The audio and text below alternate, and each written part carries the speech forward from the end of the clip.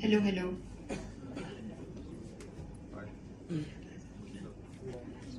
A very good afternoon to one and all present here. Respected dignitaries, esteemed faculty members, and our brilliant guest speaker. Welcome to the Automotive Seminar on Engineering Behind Electric Mobility, jointly organized by SGS ITS Indore, IEE Madhya Pradesh Section, and SAE India. As the automotive industry undergo a historic shift from internal combustion engines to sustainable electric powertrain, understanding the core engineering behind this transformation is more crucial than ever. Today, we have gathered here to explore this very future. To lead us to this core topic today, we have a very special keynote speaker. Introducing him is a matter of immense pride, especially for our SGS ITS family. As he is one of the most illustrious alumni, let me take a moment to introduce Professor Prakash Dandekar sir to you all. Professor Dandekar sir graduated in electrical engineering from our very own SGS ITS in 1973 and further earned his PG degree with a gold medal in electrical engineering from IIT Bombay in 1975. With a stellar industrial career spanning over a decade with renewed organizations like Tata Power, R&D and Tata Technologies, he brings over 2 decades of deep expertise in consultancy, product design, manufacturing and marketing. He is currently the founder, director and CTO of Wing EV Private Limited, where he was instrumental in building India's first homologated 2-seater electric quadricycle, Robin. His core expertise lies in drive-by-wire vehicle control, telematic, firmware design and computer networking. Beyond his stellar industry footprint, he is also a passionate educator with over 15 years of experience in teaching across electronic and CS department at SGS ITS and premier institute like IIT Gandhinagar. Ladies and gentlemen, please put your hand together for the phenomenal Professor Prakash Dandekar sir. To formally welcome our esteemed speaker, I would like to invite Harshit sir on stage to kindly present a sapling as a token of our profound respect and gratitude.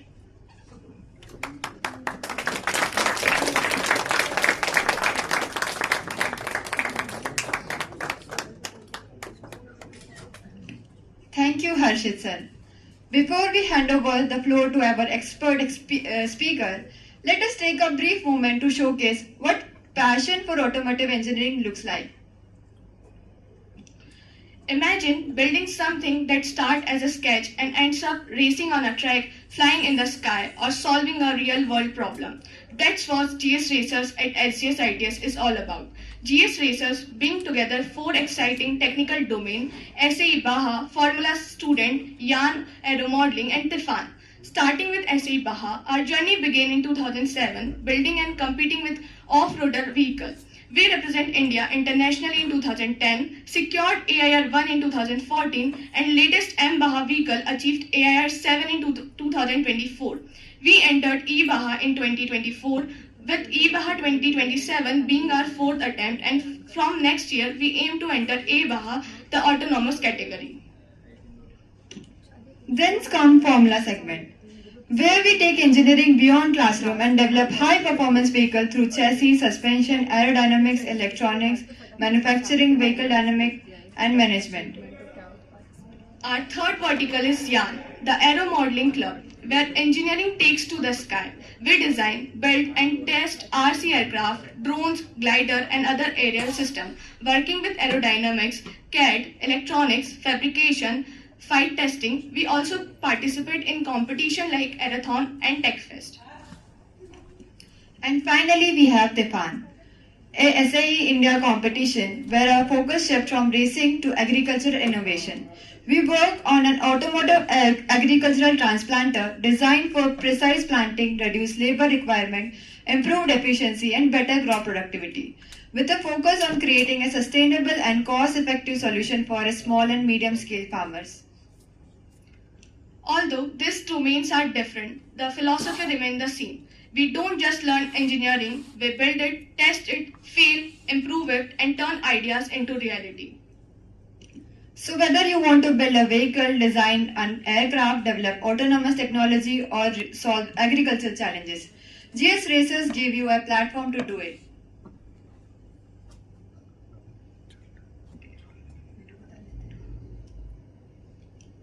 Okay, we will be playing an introductory video for GS Racers All segment.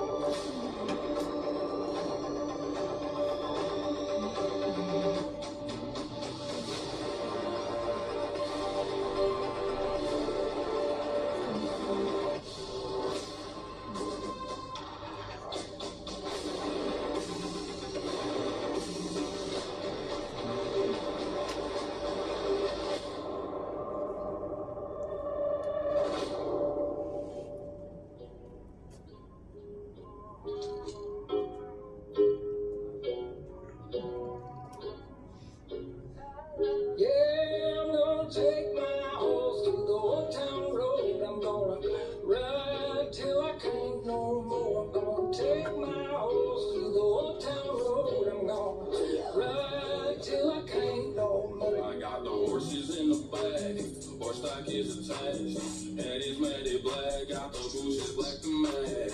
Riding on a horse, you get with your horse. I've been in the valley, you ain't been up off that porch now. Can't nobody tell me nothing. Can't tell me nothing. Can't nobody tell me nothing. Can't tell me nothing. Riding on a tractor, lean all in my bike. CD on my bike.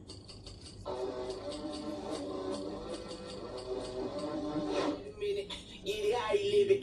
10 toes in when we standing on business. I'm a big step off. Underground the thoughts. Top notch ones get the most. Nothing less of it. Straight step off. By the day of the cross. Pushing country baby that I find that you can measure. Running center. The one who got a weather. Swerving while I'm fucking like a cutter. Yeah, I roll through the city with the big dogs. The laws loyal with me. We ain't got a cow. Silly on side with the body. Get the pin it out. That's how you make the money pop for everyone involved. If you don't deserve a custom, we gon' cut them out. You cannot please us with a tiger when your head is in its mouth!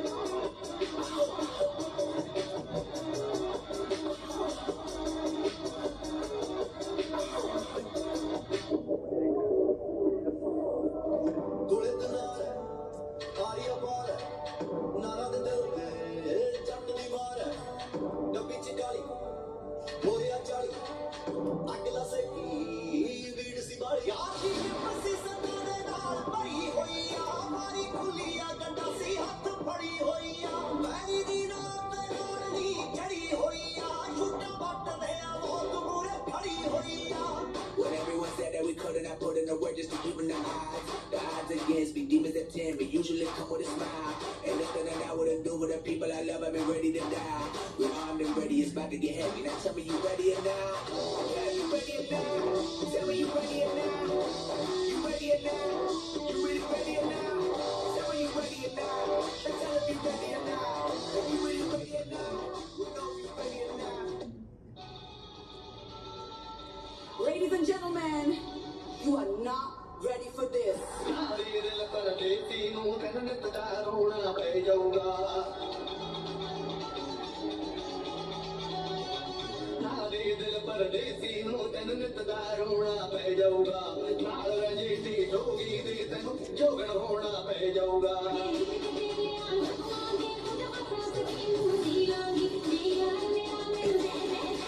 Get ready. I'm a king, but I pop on my saint. They call me a bad man, that's a fucking good thing. Mama said sway back when another man swing, so I make my mama proud when I make the hands ring. Forgive me, I can forgive them. You know my history, know what I did then, know what I do now. A whole lot worse. Heavy is dead, it's a blessing and a curse.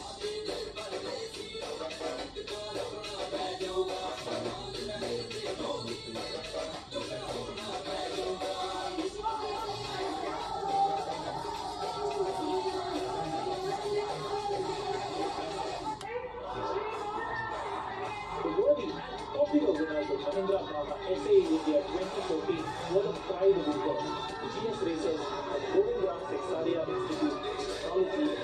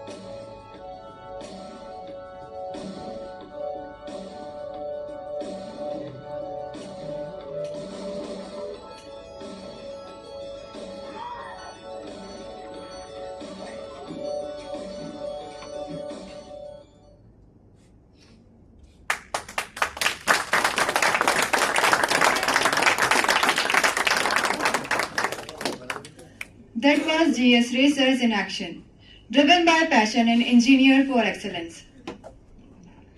We would also like to welcome Honorable Member of SA India Indore section. Give a huge round of applause for them. And now, the moment we have all eagerly waiting for, to enlighten us on the intricate engineering, design philosophies, and future horizon of electric vehicle, I would like to cordially invite Professor Prakash Tandekar sir to take over dais and deliver his seminar.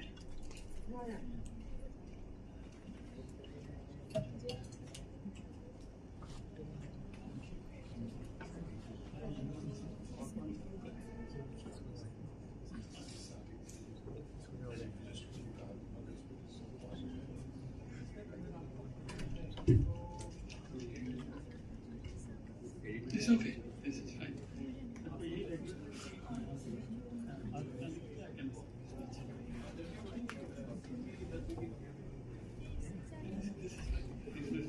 Height भी ठीक है, बात करने के लिए ठीक है.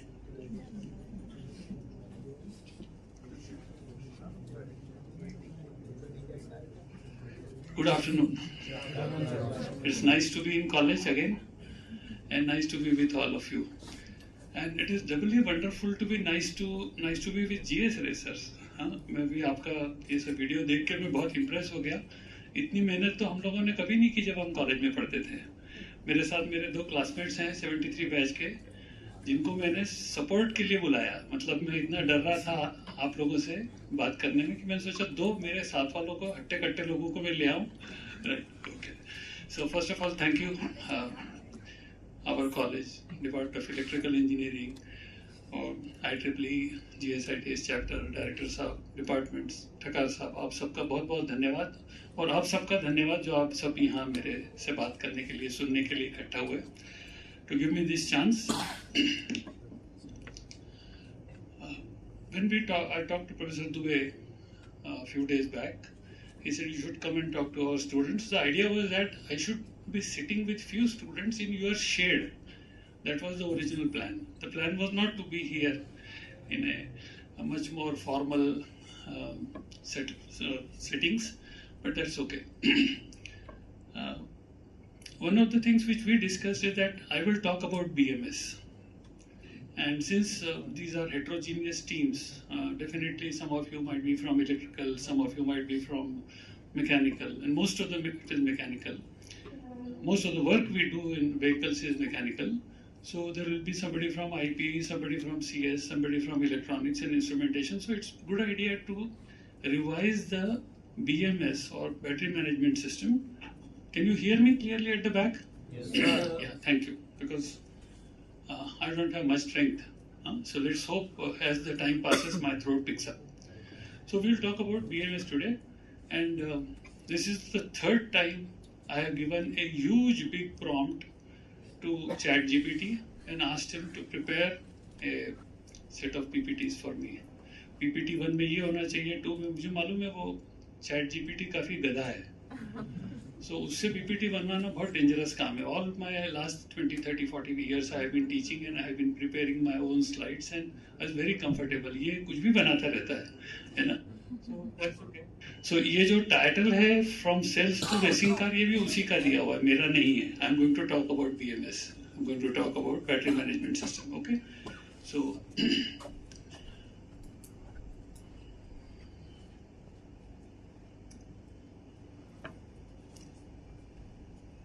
I liked some of the things which he did. I wouldn't have dreamed of what he provided here.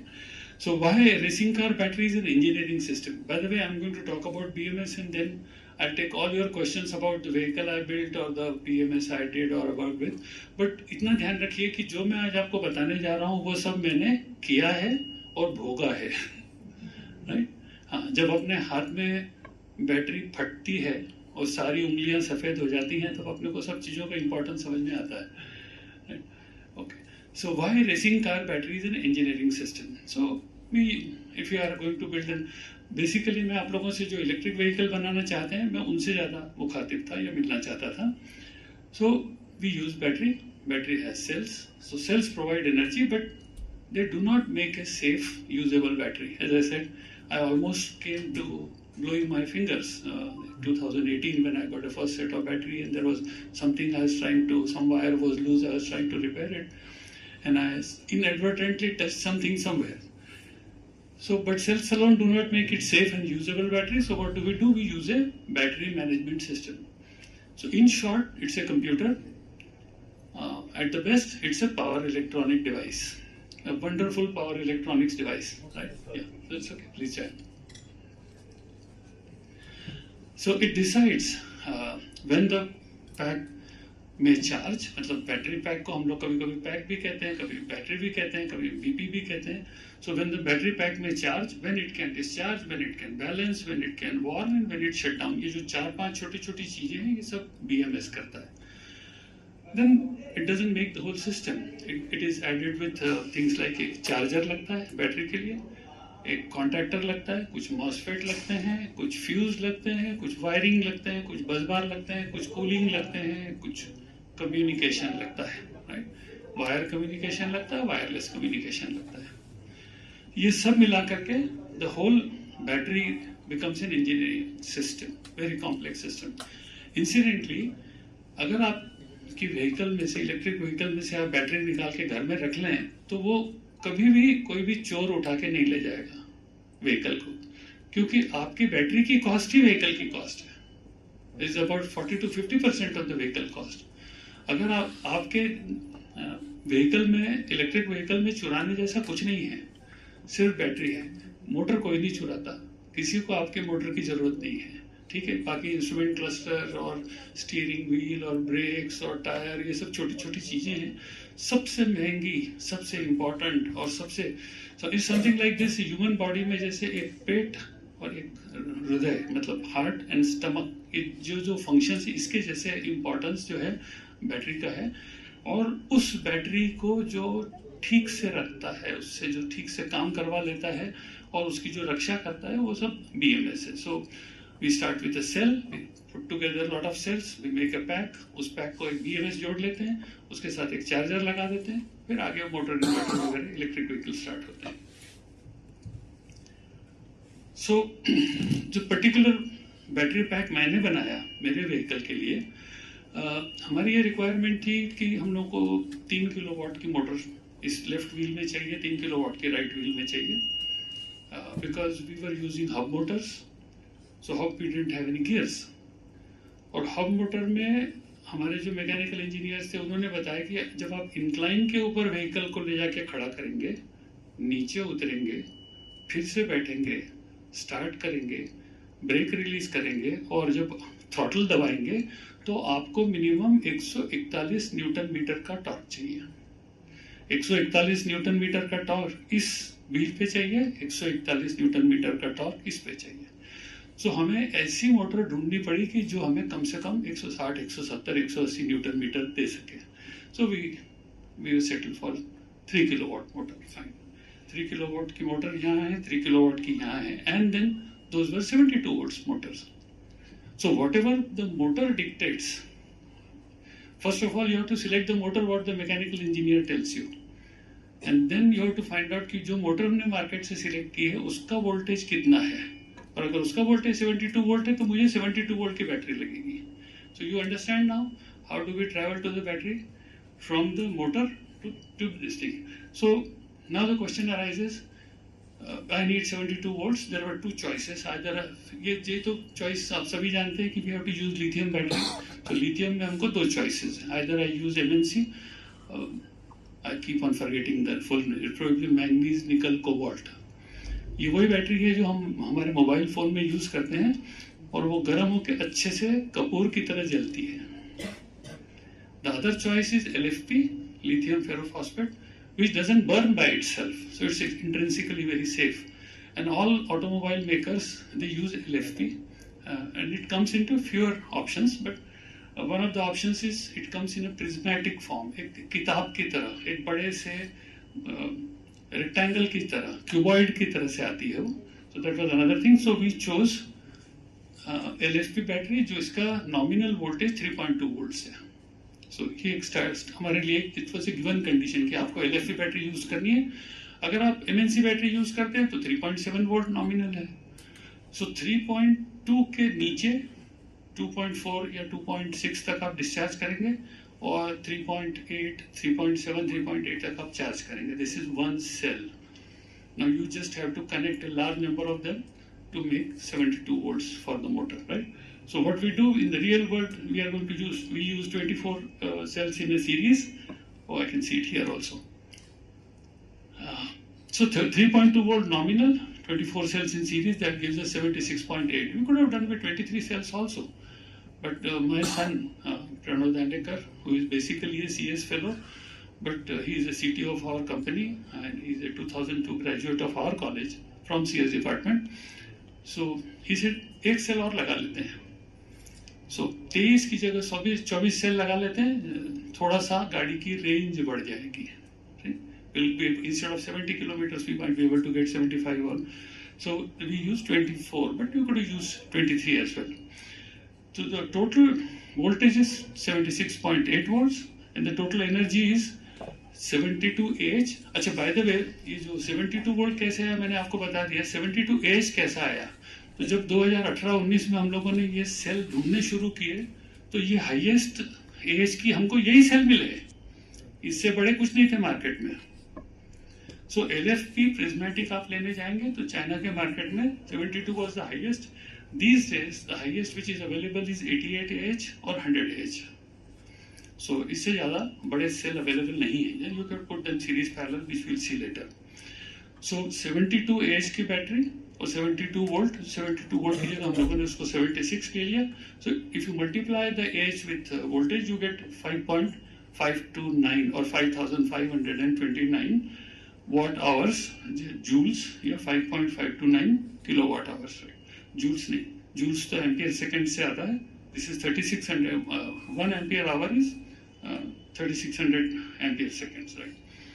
So we used what is called as a smart BMS, a smart charger and a home built can sniffer or something. Now BMS is, we are going to talk about it. What's so special about the BMS of smartness? Here the implication is, okay, BMS is like a closed loop control system. It's going to do its job wonderfully. It's an instrumentation thing, monitoring which measures and reports calculations. What is important is it takes commands from you, it takes settings from you, and it tells you how it is doing. So this interactive ability with the user or the designer on the go when the vehicle is on the run, that's what make it smart. ठीक, तो इसी तरह से इस smart BMS के बारे में बात करेंगे, स्मार्ट चार्जर के बारे में बात करेंगे और थोड़ा बहुत स्निफर के बारे में बात करेंगे. So let's, since some of ये बहुत बेसिक चीज़ है, हम लोग फर्स्ट ईयर सेकेंड ईयर में पढ़ते हैं, लेकिन बैटरी के संदर्भ में हम थोड़ी बात कर लें. Because some of us are mechanical engineers, some might be from other branches or something. So let's understand the terminology. So voltage, हम लोग जब किसी एक बैटरी को दूसरी बैटरी से कंपेयर करते हैं तो पहली बात आती है वोल्टेज की. So for mechanical engineers we say this like a pressure. अगर मैं बैटरी को एक इलेक्ट्रिकल स्टोरेज समझता हूँ तो उसकी इक्विवेलेंट मैकेनिकल में हमारे पास एक पानी की टंकी है. बैटरी में जो वोल्टेज होता है वो पानी की टंकी में वाटर लेवल होता है. Okay, so voltage is electrical pressure which we measure. हमारे केस में we start with 3.2 volt per cell. Current के केस में जैसे पानी फ्लो होता है वैसे हमारे यहाँ चार्ज फ्लो होता है, इलेक्ट्रॉन्स फ्लो होते हैं, and we call it 1 coulomb flows in 1 second it becomes 1 ampere. That's our unit. So ये जो पर्टिकुलर BMS हम लोग यूज करते हैं, थोड़ी देर के लिए हमारे व्हीकल को यूज करेंगे, थोड़ी देर के लिए for a sustained period we might draw as much as 100 amperes. Actually it is more than that, but so जैसे कि 100 amperes during acceleration. Quantity of electricity moved, when we say charge, it is usually in ampere hours. So if through an orifice, through a point, 1 ampere passes in 1 second, we say it's 1 ampere seconds or 1 coulomb. ये charge का unit है, but ये बहुत छोटा है. तो हम लोग क्या करते हैं, 3600 एम्पियर सेकेंड्स हो जाते हैं तो उसको 1 एम्पियर आवर कहते हैं. तो बैटरी वाले लोग जब आपस में बात करेंगे तो वो जूल्स की और कूलम्स की बात नहीं करते, वो बात करते हैं एम्पियर आवर्स की. Because everything is in hundreds of ampere hours. आप कोई भी व्हीकल देखेंगे बड़े बड़े hundreds and thousands of ampere hours मिलेंगे. And then the question, so next thing is energy. So charge is in ampere hours, which in our case is 72H, and the energy is when you multiply voltage by charge, you get energy, and that is shown into kWh. It is 5,580. ये थोड़ा गलत है, 5,500 something, because earlier I had given the nominal voltage as 3.4, but then I changed the nominal voltage to 3.2, तो ये calculation 3.4 के हिसाब से. Next comes the power. इस बैटरी पैक में से कितनी पावर ले सकती, तो आपको वोल्टेज मिल गया, आपको करंट मिल गया. सो जिस बैटरी पैक नॉमिनल वोल्टेज है 3.2 जिसको कहते हैं एक सेल का, और 76.8 24 सेल का है, बट वो डिस्चार्ज होते होते 66 पे आएगा और चार्ज होते होते 85 पे जाएगा. तो we take some intermediate value 80 volts and we take some intermediate current की जब आप एक्सेलरेशन कर रहे हैं 10 डिग्री 12 डिग्री की ग्रेडियंट के ऊपर, तो जो हेवी करंट आप ड्रॉ करेंगे थोड़ी देर के लिए, it could be 200 amperes. 80 volts 200 amperes 16 kilowatt. So this battery, which is having such a small capacity, for small durations it can give you huge amount of power, 16 kilowatt. ठीक है. And what is the rated design? 3 kilowatt की ये motor, 3 kilowatt की ये motor. 6 kilowatt के लिए जो battery pack design हुआ है वो आपको थोड़ी देर के लिए 16 किलोवाट दे सकता है. That's the amount of overload you can put onto it, right? Okay. The last interesting thing शायद आप लोगों ने सुनी होगी, नहीं सुनी होगी, but most of the electric vehicle people discuss among themselves is C rate. So कोई एक 10 एम्पियर आवर की बैटरी होती है, या 10 किलोवाट आवर की बैटरी होती है, कोई 100 किलोवाट आवर की बैटरी होती है. How do you compare them? आप कैसे एक 2 व्हीलर की बैटरी को एक 3 व्हीलर की बैटरी से, 4 व्हीलर की बैटरी और ट्रक की बैटरी से कंपेयर करते हैं? हम क्या करते हैं, we talk about C rate, हम नॉर्मलाइज करते हैं. What is C? C is the whatever the आपका जो चार्ज है, आपकी जो कैपेसिटी है, वो उसको हम सी मान लेते हैं. तो हमारे केस में सी जो है वो कैपेसिटी जो है वो 72 एम्पियर आवर है. तो हम कहते हैं आई विल डिस्चार्ज एट 1 सी, यानी मैं जो करंट ड्रॉ करूंगा वो 1 सी के इतनी उसकी न्यूमेरिकल वैल्यू होगी एम्पियर्स में. सो 72 एज की बैटरी में से जब मैं 72 एम्पियर ड्रॉ करता हूँ, I am drawing 1 C, and obviously it will get discharge in 1 hour theoretically. Right, 72 ampere आपने 1 लिया तो 1 into 72 एम्पियर आवर्स. सो एक बड़ी बैटरी को एक छोटी बैटरी, इसी तरह से आप कहते हैं कि ये बैटरी कितने सी पे चार्ज होती है. So you can say slow charging में 0.3 सी पे होगी और फास्ट चार्जिंग में 1.5 सी पे होगी. 1.5 सी, जब 1 सी पे चार्ज होती है मतलब बैटरी 1 घंटे में चार्ज होती है, और जब 0.5 सी में चार्ज होती है तो 2 घंटे में चार्ज होती है. तो सी के टर्म से जब हम बात करते हैं तो हमको एम्पियर के टर्म में बात नहीं करनी पड़ती. So a big battery and a small battery can be normalised and easily compared. अब थोड़ी सी सीरीज पैरेलल की बात कर लें. So I have got a 3.4 volt cell, suppose 72 as का. If I put 4 of them in series, it gives me, is called 4S. ये जो बैटरी वालों की भाषा है उसमें वो कहते हैं, जो पैक खरीदने जाएंगे तो वो आप कहेंगे 4S, मतलब हमने 13.6 वोल्ट मिलेगा. Each cell is 72 S. So battery pack जो बनेगा वो 13.6 वोल्ट और 72 एज का मिलेगा. You can take 2 cells and put them in parallel. So when you put them in parallel, 3.4 और 3.4 को जब आप कनेक्ट करते हैं, the voltage still remains the same. Capacity gets doubled. Now it is 72 plus 72, 144H is the capacity. तो जब आप sales को स्टैक करते हैं सीरीज में, आपका वोल्टेज बढ़ता है, और जब आप उसको पैरेलल में लगाते हैं तो आपकी कैपेसिटी बढ़ती है. 72 वोल्ट की मोटर चलाने के लिए आपको 72 वोल्ट देना ही पड़ेगा, उससे कम में काम नहीं चलेगा. हो सकता है because the motor controller can probably run it at half the speed और 75% of the speed, but to get the full value out of your motor you must put 72. But इस मोटर को कितनी देर चलाना है ये हॉरिजॉन्टली डिसाइड होगा, और वो हॉरिजॉन्टली होता है सेल्स को पैरेलल में पैक करने से. लकीली हमारा छोटा व्हीकल है, ये था, तो इसलिए हमें वो दिक्कत नहीं है, हमको पैरेलल में नहीं लगाना पड़ा. कई लोगों को सेल्स को पैरेलल में लगाना पड़ता है. शायद आप लोग NMC के सेल यूज करें तो आपको छोटे छोटे 6-6, 8-8 एम्पियर आवर के सेल आते हैं. आपको अगर 100 एम्पियर आवर चाहिए तो आपको 12 सेल पैरेलल में लगाने पड़ेंगे.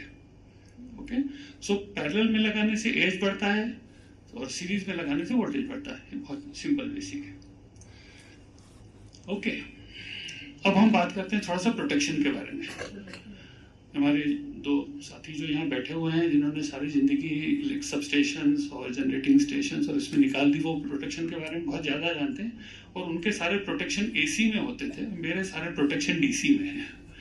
तो दैट्स अ बेसिक डिफरेंस. और उनके बहुत हेवी करंट और हेवी वोल्टेज पे, हाई वोल्टेज पे होते थे 400 kV तक, और मेरे जो है वो जिसको कहते हैं 12 वोल्ट, 24 वोल्ट, 112 वोल्ट, इस तरह के protection. So we have cells. तो प्रोटेक्शन के लिए हम सबसे पहले क्या यूज करते हैं, ये जो चार्ट यहाँ पे, ये ब्लॉक डायग्राम बना है, ये ऑर्डर में नहीं है. सम ऑफ जो हम लोग को जो पढ़ाया करते थे ना हमारे डिपार्टमेंट में, आपके डिपार्टमेंट में पढ़ाया करते थे, तो हमको उसका ग्रेडेशन देना पड़ता था. उसके लिए इन लोगों का एक टिपिकल वर्ड है कि पहले फॉल्ट आएगा तो क्या ट्रिप होगा, फिर फॉल्ट आएगा तो क्या ट्रिप होगा, अगर ये फेल हो जाए, ट्रिप नहीं हुआ तो ये ट्रिप करेगा, ये नहीं ट्रिप करेगा तो ये करेगा. सो उसको एक अलग अलग लेयर्स ऑफ प्रोटेक्शन बोलते थे, ग्रेडेड अलग अलग, उसकी कॉस्ट भी अलग अलग रहती थी. और उसकी तो हम लोग एक तो फ्यूज यूज करते हैं. ये मैं इसलिए बोल रहा हूँ कि मुझे ये नहीं मालूम कि आप लोग अपने इसमें क्या प्रोटेक्शन देंगे, या ACI ने आपके लिए क्या क्या मैंडेटरी करके रखा है. हम लोग एक तो फ्यूज देते हैं. तो मेरे इसमें, हालांकि मेरा जो बैटरी का करंट है, मोमेंट्री करंट 100 एम्पियर, 150 एम्पियर, कभी कभी तो 200 एम्पियर तक भी जाता था, but my fuse is 100 amperes and it's a high rupturing capacity fuse. उसके बाद हम लोगों ने एक MCB लगाया था. ये डीसी एमसीबी बड़ी मुश्किल से मिले हमको। हर चीज डीसी को इंडिया में प्रोक्योर करने के लिए बहुत मुश्किल हुई। ये तो भला हो सोलर सेल वालों का और सोलर पैनल वालों का, जिनकी वजह से डीसी एमसीबी इंडिया में मिलने लगे। Otherwise everything is AC and either you use it or you derate it, right. 100-150 ampere का कॉन्ट्रैक्टर लाइए और उसको 10-20 एम्पियर डीसी पे लगाइए, मतलब एसी कॉन्ट्रैक्टर लाइए। So eventually I got all my switch gear from China, तो वो डीसी एसी के प्रॉब्लम खत्म हो गए। सो सबसे पहले फ्यूज था, या सबसे आखिरी में फ्यूज तक ऑर्डर छोड़ दीजिए। उसके बाद है एमसीबी। एमसीबी का पर्पज ये था कि अगर फास्ट एक्टिंग कोई सर्ज आए मोमेंटरी तो वो ट्रिप होगा। इट वॉज ऑल्सो यूज कि अगर आप अपने व्हीकल को महीने भर के लिए छोड़ के कहीं जा रहे हैं तो आप नहीं चाहते कि उस बैटरी में से 0.1 एम्पियर करंट, 0.05 एम्पियर करंट 1 महीने 2 महीने में निकल के उसको डिस्चार्ज करके बिठाते हैं। So what do? You turn off the MCB. So MCB miniature circuit breaker, so वो तो नेक्स्ट वाला है।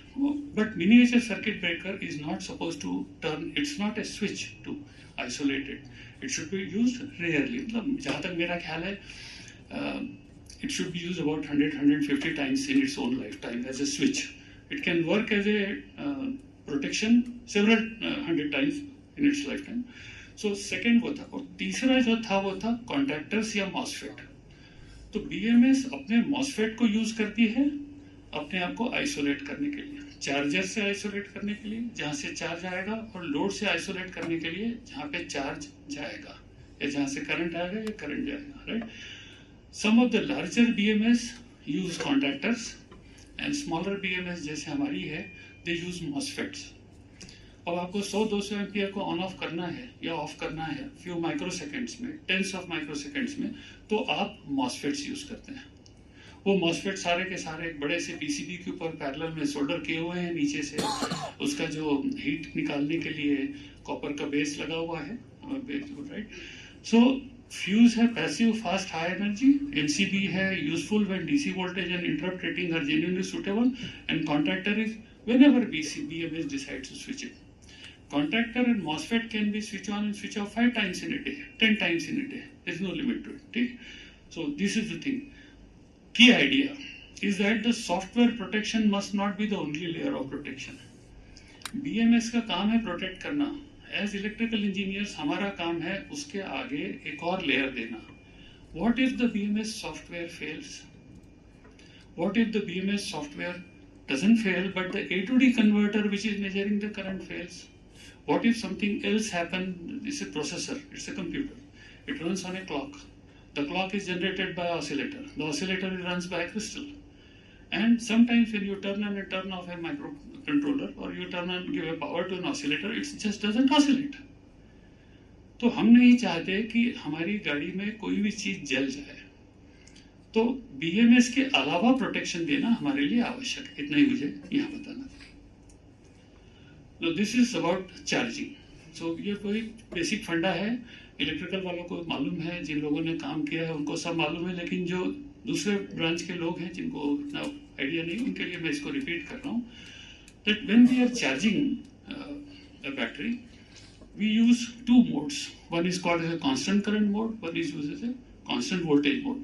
हम लोगों ने 1970 में जब हम लोग 3rd ईयर में थे तो ये हॉबी क्लब वगैरह शुरू किया था और रेडियो वगैरह बनाते थे, और हमारे लिए सबसे पहला काम जो था इसको हम कहते थे बैटरी एलिमिनेटर बना रहे हैं। What was a battery eliminator? So जो ट्रांजिस्टर रेडियो में 3 बैटरियां लगती थी, 4 बैटरियां लगती थी, 6 लगती थी, उस that is like each cell was 1.5 volt. तो उसकी जगह हम लोग एक ट्रांसफार्मर लेते थे स्टेप डाउन, उसके आगे फुल वेव रेक्टिफायर लगाते थे। गरीब होते थे ना तो डायोड नहीं खरीदने के पैसे नहीं रहते थे तो फुल वेव लगाते थे, ब्रिज नहीं लगाते थे। ब्रिज में 4 डायोड लगते हैं क्योंकि एक डायोड 1 रुपए का आता था। सो वी यूज दैट, और उसके आगे कैपेसिटर लगा करके जो कुछ बनता था वो हमारे लिए कांस्टेंट वोल्टेज सोर्स था। वी नेवर थॉट कि दुनिया में कांस्टेंट करंट भी होते हैं, जो हमारे सर हमको पढ़ा करते थे और वो ऐसा ऐसा करके थेवेनिन इक्विवेलेंट, नॉर्टन इक्विवेलेंट वगैरह उतने ही करंट सोर्स मालूम थे। सो अब दुनिया बहुत तरक्की कर गई। आज प्रोफेसर तारे हमारे साथ नहीं हैं। प्रोफेसर तारे पावर इलेक्ट्रॉनिक्स में अपने कॉलेज के ही हैं, मेरे से कुछ साल बाद के बैच के हैं। तो वो सब चीज़ें जो हम लोग बड़ी आसानी से वोल्टेज सोर्स में करते थे, आज वो with the help of a microcontroller and with the help of a MOSFET, you are able to do it as a constant current source. So you charge the battery at a constant current source. जैसे मैंने आपको थोड़ी देर पहले कहा कि मेरी जो battery है, सेल है, it can take a 0.3 C. So 72 को 0.3 होता है about 21 एम्पियर. हम लोग उसको 20 एम्पियर से चार्ज करते थे. Now I have a battery which is fairly discharged and I have a source. Now if this is a voltage source and this is a current source, तो क्या फर्क पड़ेगा? अगर मैं करंट सोर्स से चार्ज करूंगा तो वो एट ए कांस्टेंट रेट जाएगा. 72 एच की बैटरी है, 20 एम्पियर्स का करंट जा रहा है, एक घंटे में 20 एम्पियर आया, दूसरे घंटे में और 20 आया, टोटल 40 एच हो गया, तीसरे में 20 आया, 60 एच हो गया, उसके अगले चौथे घंटे में 12 एच आया, खत्म हो गई बात. You can arithmetically calculate charging में कितना टाइम लगेगा. और जब हम कांस्टेंट वोल्टेज सोर्स से चार्ज करते हैं, so this V1 minus V2 divided by the series resistance, that's the current. जैसे जैसे बैटरी चार्ज होती है उसका वोल्टेज बढ़ता जाता है, जिसको हम मोटर्स में बैक EMF कहते हैं. तो this battery voltage opposite the charger current. So constant voltage mode में करंट जो है वो कम होने वाला है, राइट. तो चार्जिंग का टाइम ज्यादा लगता है. तो सारे चार्जर बनाने वाले, सारे बैटरी बनाने वाले ये कोशिश करते हैं कि हम कांस्टेंट करंट से ही चार्ज करें. So far so good, but there is a problem. As long as you are, तो इसमें जो ये कर्व बताया है वो ये है कि फॉर इनिशियली जब चार्ज हो रही है बैटरी तो कांस्टेंट करंट मोड में हो रही है. You can see that the cell voltage is rising almost linearly. ये लीनियरली नहीं होता है बिकॉज बैटरी का चार्ज और बैटरी का वोल्टेज, इसका रिलेशनशिप लीनियर नहीं है, फेयरली कॉम्प्लेक्स है. बट अपने समझने के लिए ये है कि इसका स्लोप बहुत कम है, तो बहुत हाई है, और जैसे कांस्टेंट वोल्टेज मोड में जाते हैं तो स्लोप कम हो जाता है, right. In CC phase you get a faster charging, in CV phase you get a slower charging. Yeah.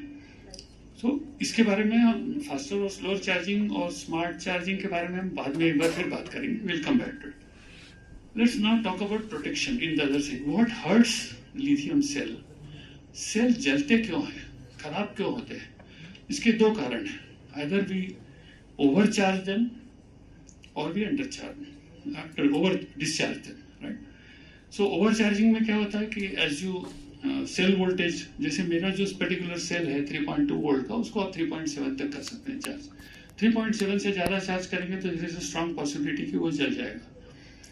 इसी तरह से तो हम लोग उसका जो सेटिंग रखते हैं हमारे पर्टिकुलर इसमें, हमने उसको 3.55 वोल्ट तक रखा है कि पर सेल 3.55 वोल्ट से ज्यादा चार्ज नहीं होना चाहिए. जब हम उसको डिस्चार्ज करते हैं so that 3.2 comes down to 2.4 is what is advised by the cell manufacturer. अगर इससे नीचे तुम बैटरी का सेल वोल्टेज जाने दोगे तो there is no guarantee that it will charge again. Now don't ask me how it does because I'm not a chemistry man, but I strictly follow what the cell manufacturer has written in his manual. Okay, so over discharge has to be stopped, right? So deep discharge can cause irreversible capacity loss. ऐसा नहीं है कि वो जो 2.4 के नीचे अगर मैं उसको 2.3 तक डिस्चार्ज कर गया, 2.2 तक कर गया तो वो उठेगा नहीं. उठ तो जाएगा लेकिन वो अब की बार 72 एज की जगह 36 एज का ही होगा. अब की बार वो 72 एज की जगह 10 एज का ही होगा. So we say there has been some kind of a damage happened inside which has reduced its capacity.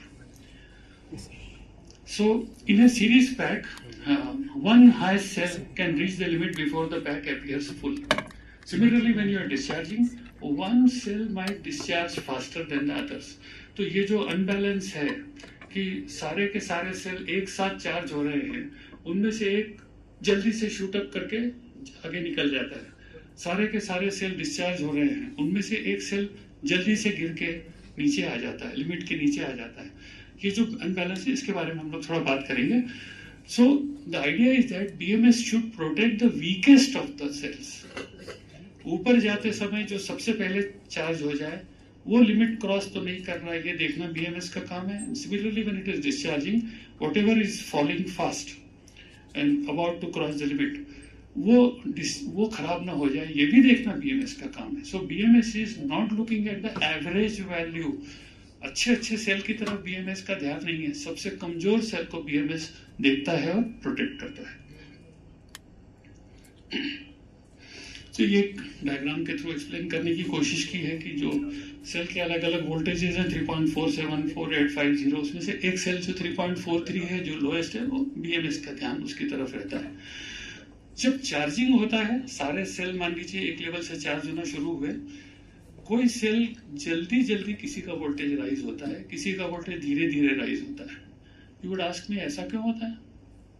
अगर मैंने आइडेंटिकल 24 सेल लिए मैन्युफैक्चरर से, ये सारे के सारे एक ही बैच से आए थे, ये सारे के सारे some kind of quality control में पास हो गए हैं, उसके अपने पूरे पैसे दिए हैं। व्हाई इज इट दैट ये 24 सेल जब चार्ज हो रहे हैं, एक ही सीरीज में से करंट फ्लो हो रहा है, so one cell is particularly charging rapidly, उसका वोल्टेज बढ़ रहा है। तो उसका उत्तर बड़ा सिंपल है। अगर हम वो पानी की टंकी की बात करें तो ऐसे आपने ऐसी कल्पना कीजिए कि 24 पानी की टंकियां, उनमें से आइडेंटिकल पानी जा रहा है, सबका लेवल बढ़ रहा है। जिस पानी के टंके के एरिया ऑफ क्रॉस सेक्शन कम होगा, उसका लेवल जल्दी बढ़ेगा। सिमिलरली जिस सेल का एएच वैल्यू कम होगी, उसका वोल्टेज तेजी से आगे बढ़ेगा, ऊपर जाएगा। सो अगर मैं 23 सेल मैंने 72 एच के लगा दिए और एक सेल मैंने 70 एच का लगा दिया, सिर्फ 2 एच का फर्क है, तो वो 2 जिसका एच कैपेसिटी थोड़ी सी कम है, वो जल्दी से चार्ज होगा और जल्दी से डिस्चार्ज होगा। So it will be going out of the pack, it's going out of the sync with the pack. So charging में बीएमएस वॉचेस सबसे पहले हाईएस्ट सेल किसने, किसी भी एक ने लिमिट क्रॉस की हो 3.55, डिस्चार्जिंग में 2.7 क्रॉस की हो। अब उसके बाद आती है बैलेंसिंग की। अब ये सारे के सारे सेल चार्जिंग होते हुए एक सर्टन लेवल पे आए, जो एक सेल खराब था वो थोड़ा सा ऊपर है।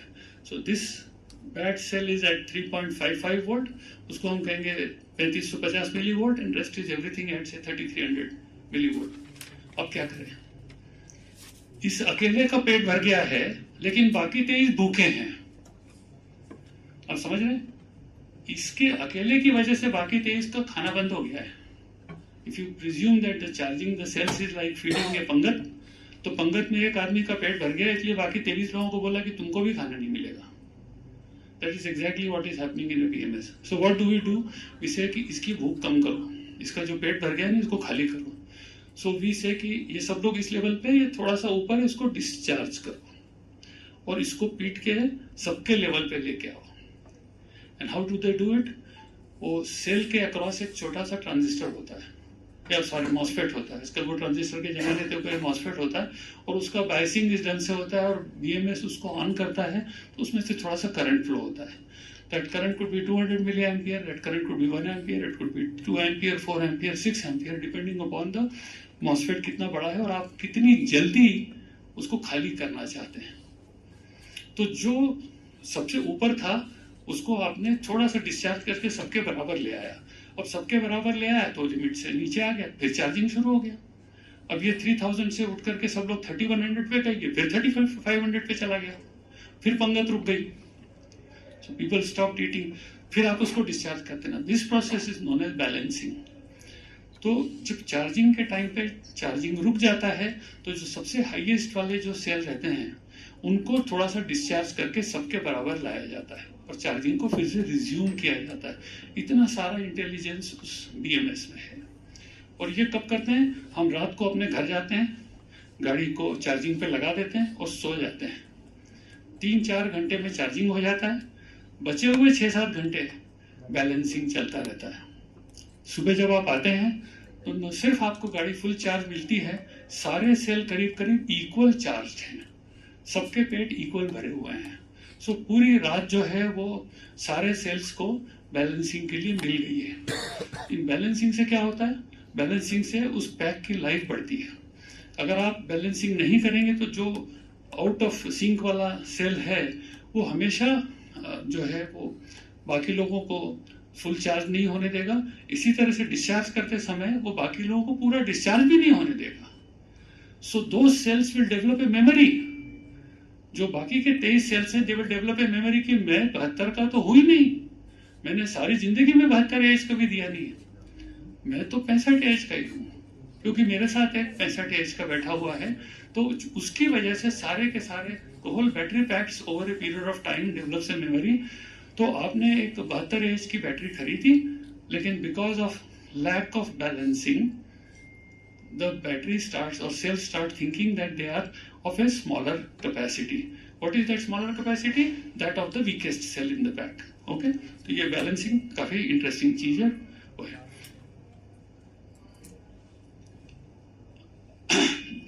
How does the BMS know हर एक सेल का वोल्टेज कितना है? तो बड़ा आसान है, हम लोग एक डायग्राम भी देखेंगे।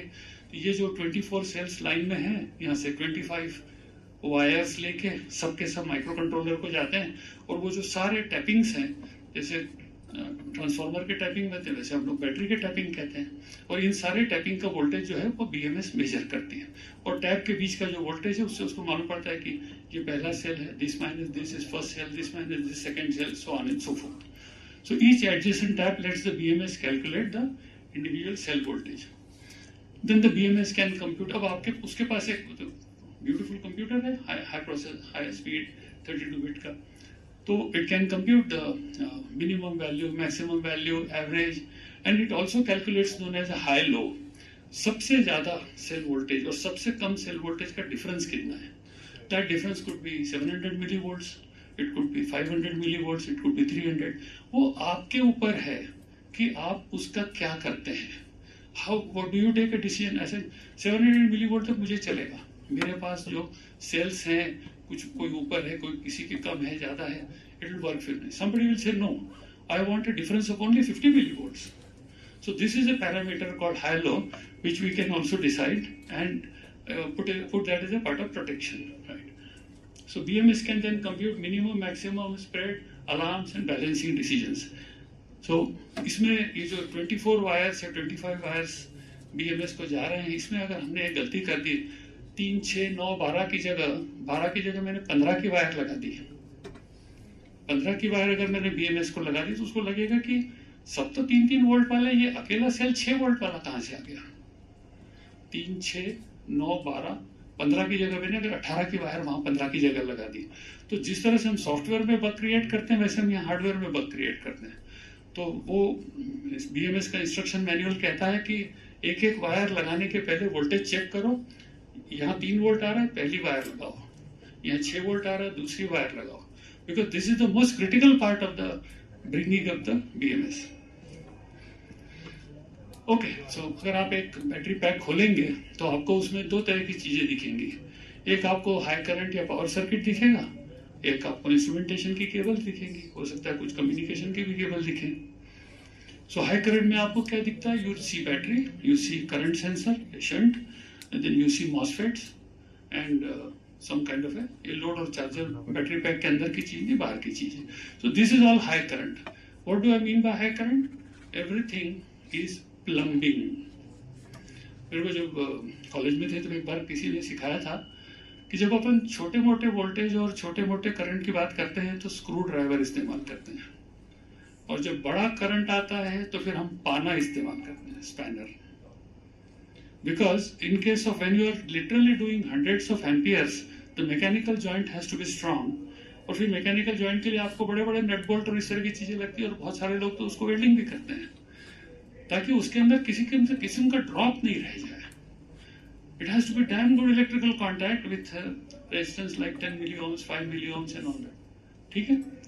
So ये जो हाई पावर वाले सर्किट होते हैं, ये आपको कॉपर के बसबार मिलेंगे. यहाँ पे आपको ऐसे बसबार मिलेंगे जो बड़े बड़े नट बोल्ट से टाइट किए हुए हों, क्योंकि स्क्रू ड्राइवर से वो टाइट नहीं होगा. उसमें आपको वो टॉर्क जिसमें कंट्रोल होता है कि कम से कम उसको आप घुमाएंगे तो कम से कम इतना टॉर्क लगे. मुझे मालूम नहीं उस रेंज का नाम क्या है, बट उस तरह की सोफिस्टिकेटेड टूल्स यूज करने पड़ते हैं. तो जब आप सेल्स को कॉपर बार से, बड़े मोटे वायर से कनेक्ट करते हैं, उस समय सबसे ज्यादा ध्यान रखना पड़ता है कि you are creating an excellent mechanical joint. Only then you can create a good electrical joint. और अगर आपने अच्छा इलेक्ट्रिकल जॉइंट नहीं किया तो समझ लीजिए आपने सिरदर्द मोल ले लिया, क्योंकि आपकी वो जहां जहां जॉइंट खराब होगा वहां वहां वोल्टेज ड्रॉप होगा, वहां वहां पावर लॉस होगा, वो चीज गर्म भी होगी और जो आगे होना होगा वो होगा. Right. So there is a high power circuit and there is a low level circuit. Low level circuit क्या करता है? सेल वोल्टेज मेजर करता है, पैक वोल्टेज मेजर करता है, कूलम काउंट करता है, सॉरी करंट मेजर करता है, and communication etcetera etcetera. Now this is the diagram which I wanted to show you. जो ये बीच में ग्रे कलर का बॉक्स है वो BMS है. वो टिपिकली हमारा BMS इतना बड़ा है और अबाउट 3-4 किलो का है. It's a computer board plus lot of PCB और उसमें ढेर सारा कॉपर लगा हुआ है. वो ढेर सारा जो कॉपर है वो शंट है. It's a very low impedance path through which when 200 amperes passes it generates few millivolts. तो वो जो शंट है, तो इसको अगर आप ध्यान से देखें, what I needed was some kind, okay let me see. ये आपको कर्सर तो मूव हो रहा है ना? Can you see the cursor? तो यहाँ कर्सर मूव हो रहा है, वहां नहीं हो रहा.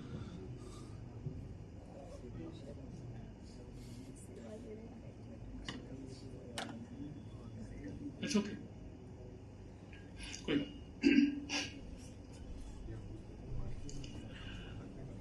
So what you see is a gray color thing is a BMS और BMS के नीचे आपको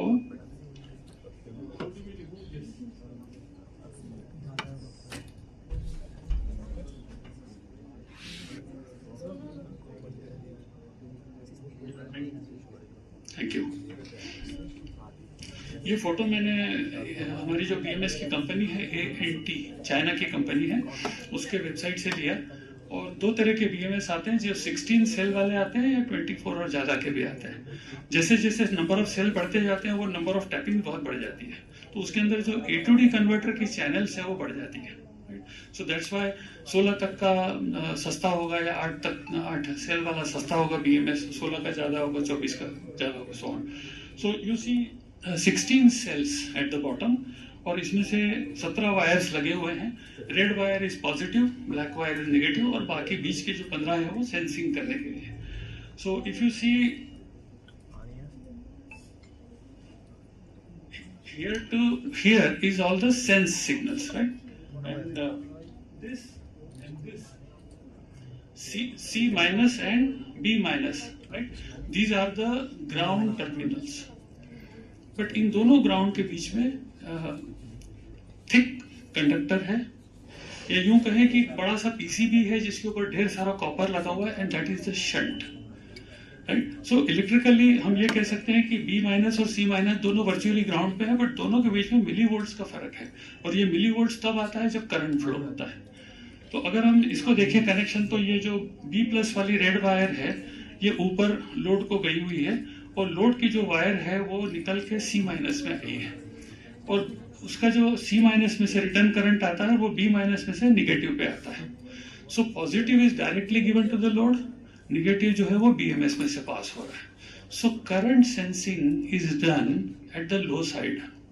थ्योरेटिकली हम लोग इंस्ट्रूमेंटेशन इंजीनियर्स हम करंट को हाई साइड में भी सेंस कर सकते हैं 72 वोल्ट की लाइन में, और हम ग्राउंड की लाइन में भी सेंस कर सकते हैं. फॉरवर्ड करंट के पाथ में भी कर सकते हैं, रिटर्न करंट के पाथ में भी कर सकते हैं.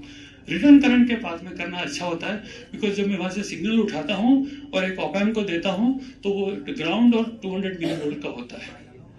अगर मैं हाई साइड से सिग्नल उठा करके दूंगा तो वो 72 वोल्ट और 72 वोल्ट प्लस 200 मिली वोल्ट होगा.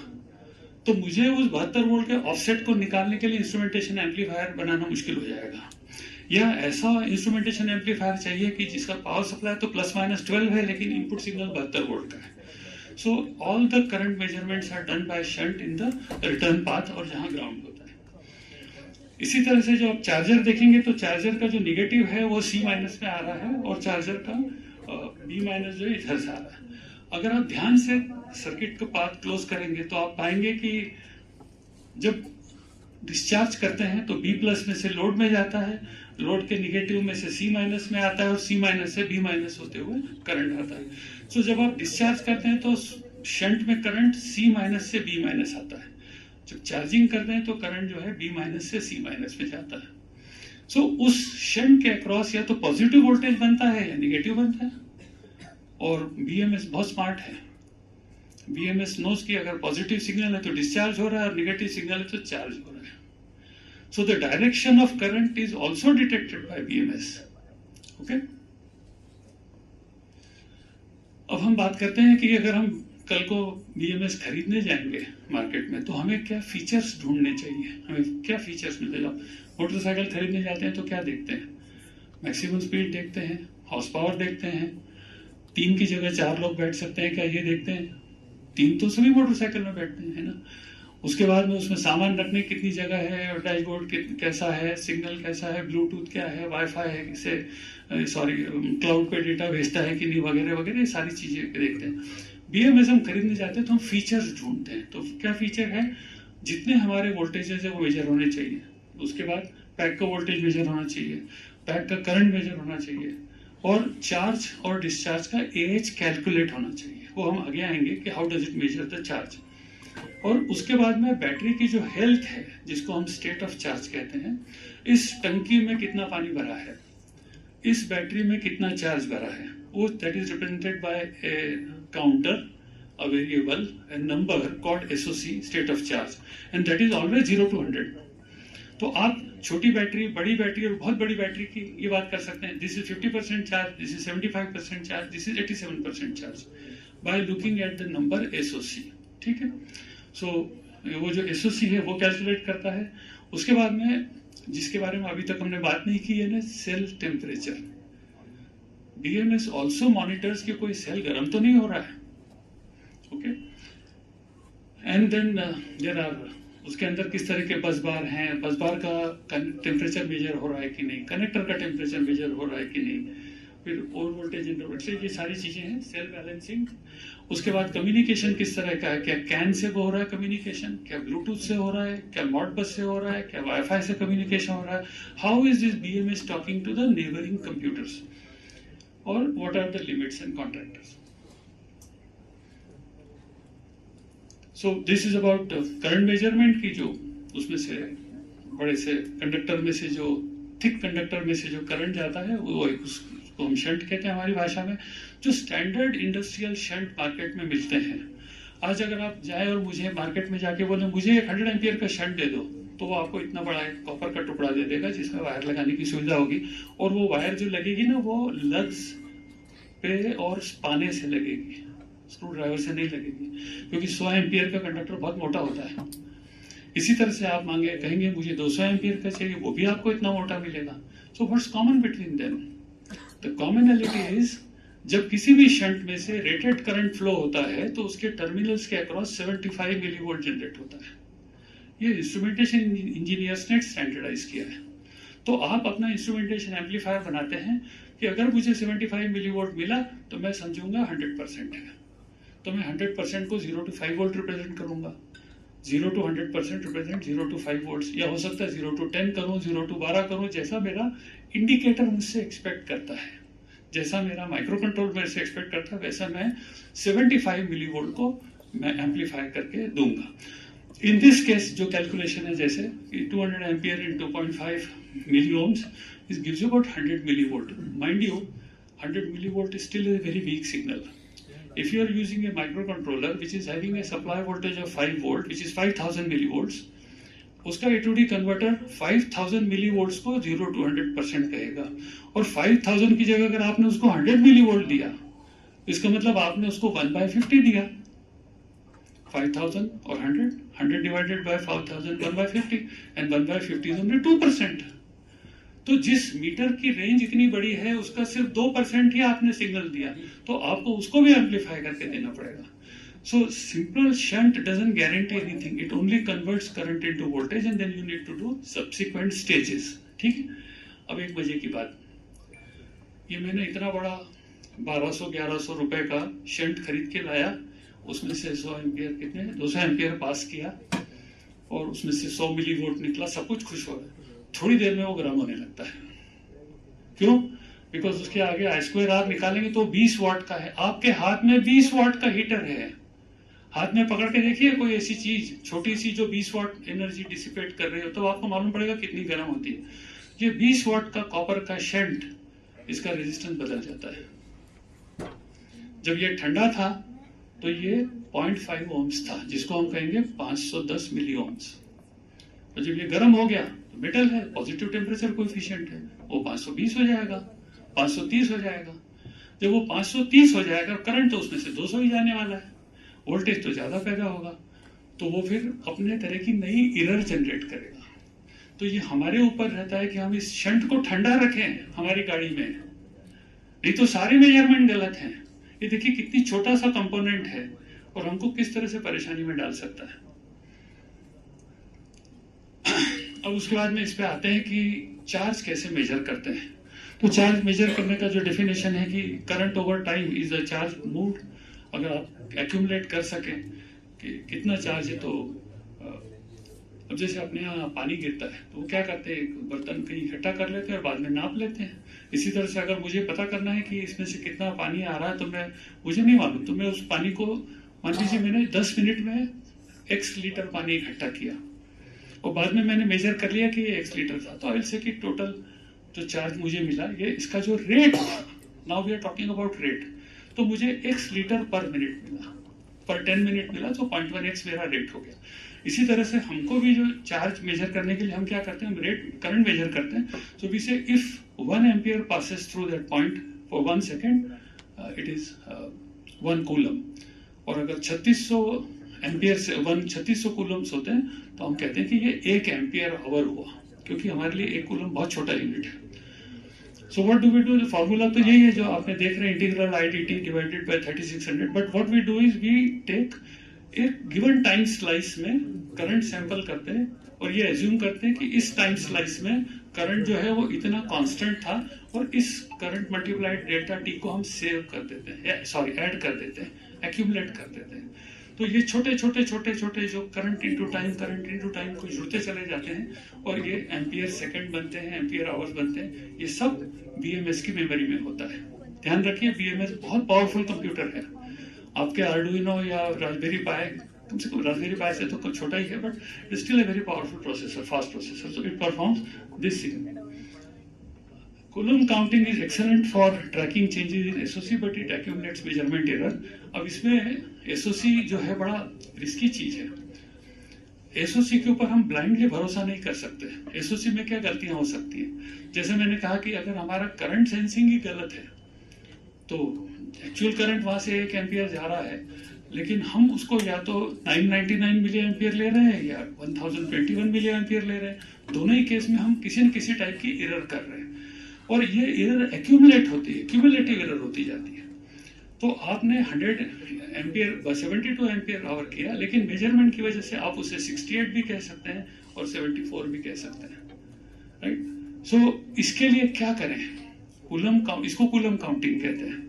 Coulomb counting is not the correct and only method of giving you perfect SOC। तो इसके लिए हमको वे पॉइंट या ऐसे कैलिब्रेशन पॉइंट्स लगते हैं बीच बीच में, हमको मैथमेटिकल मॉडल लगते हैं, हमको और कुछ अच्छी चीजें लगती हैं। सबसे पहले हमको एक सेल जो है उसका मैटलैब में या किसी और चीज में हमको एक मॉडल लगता है, इसका सोर्स इम्पिडेंस कितना है।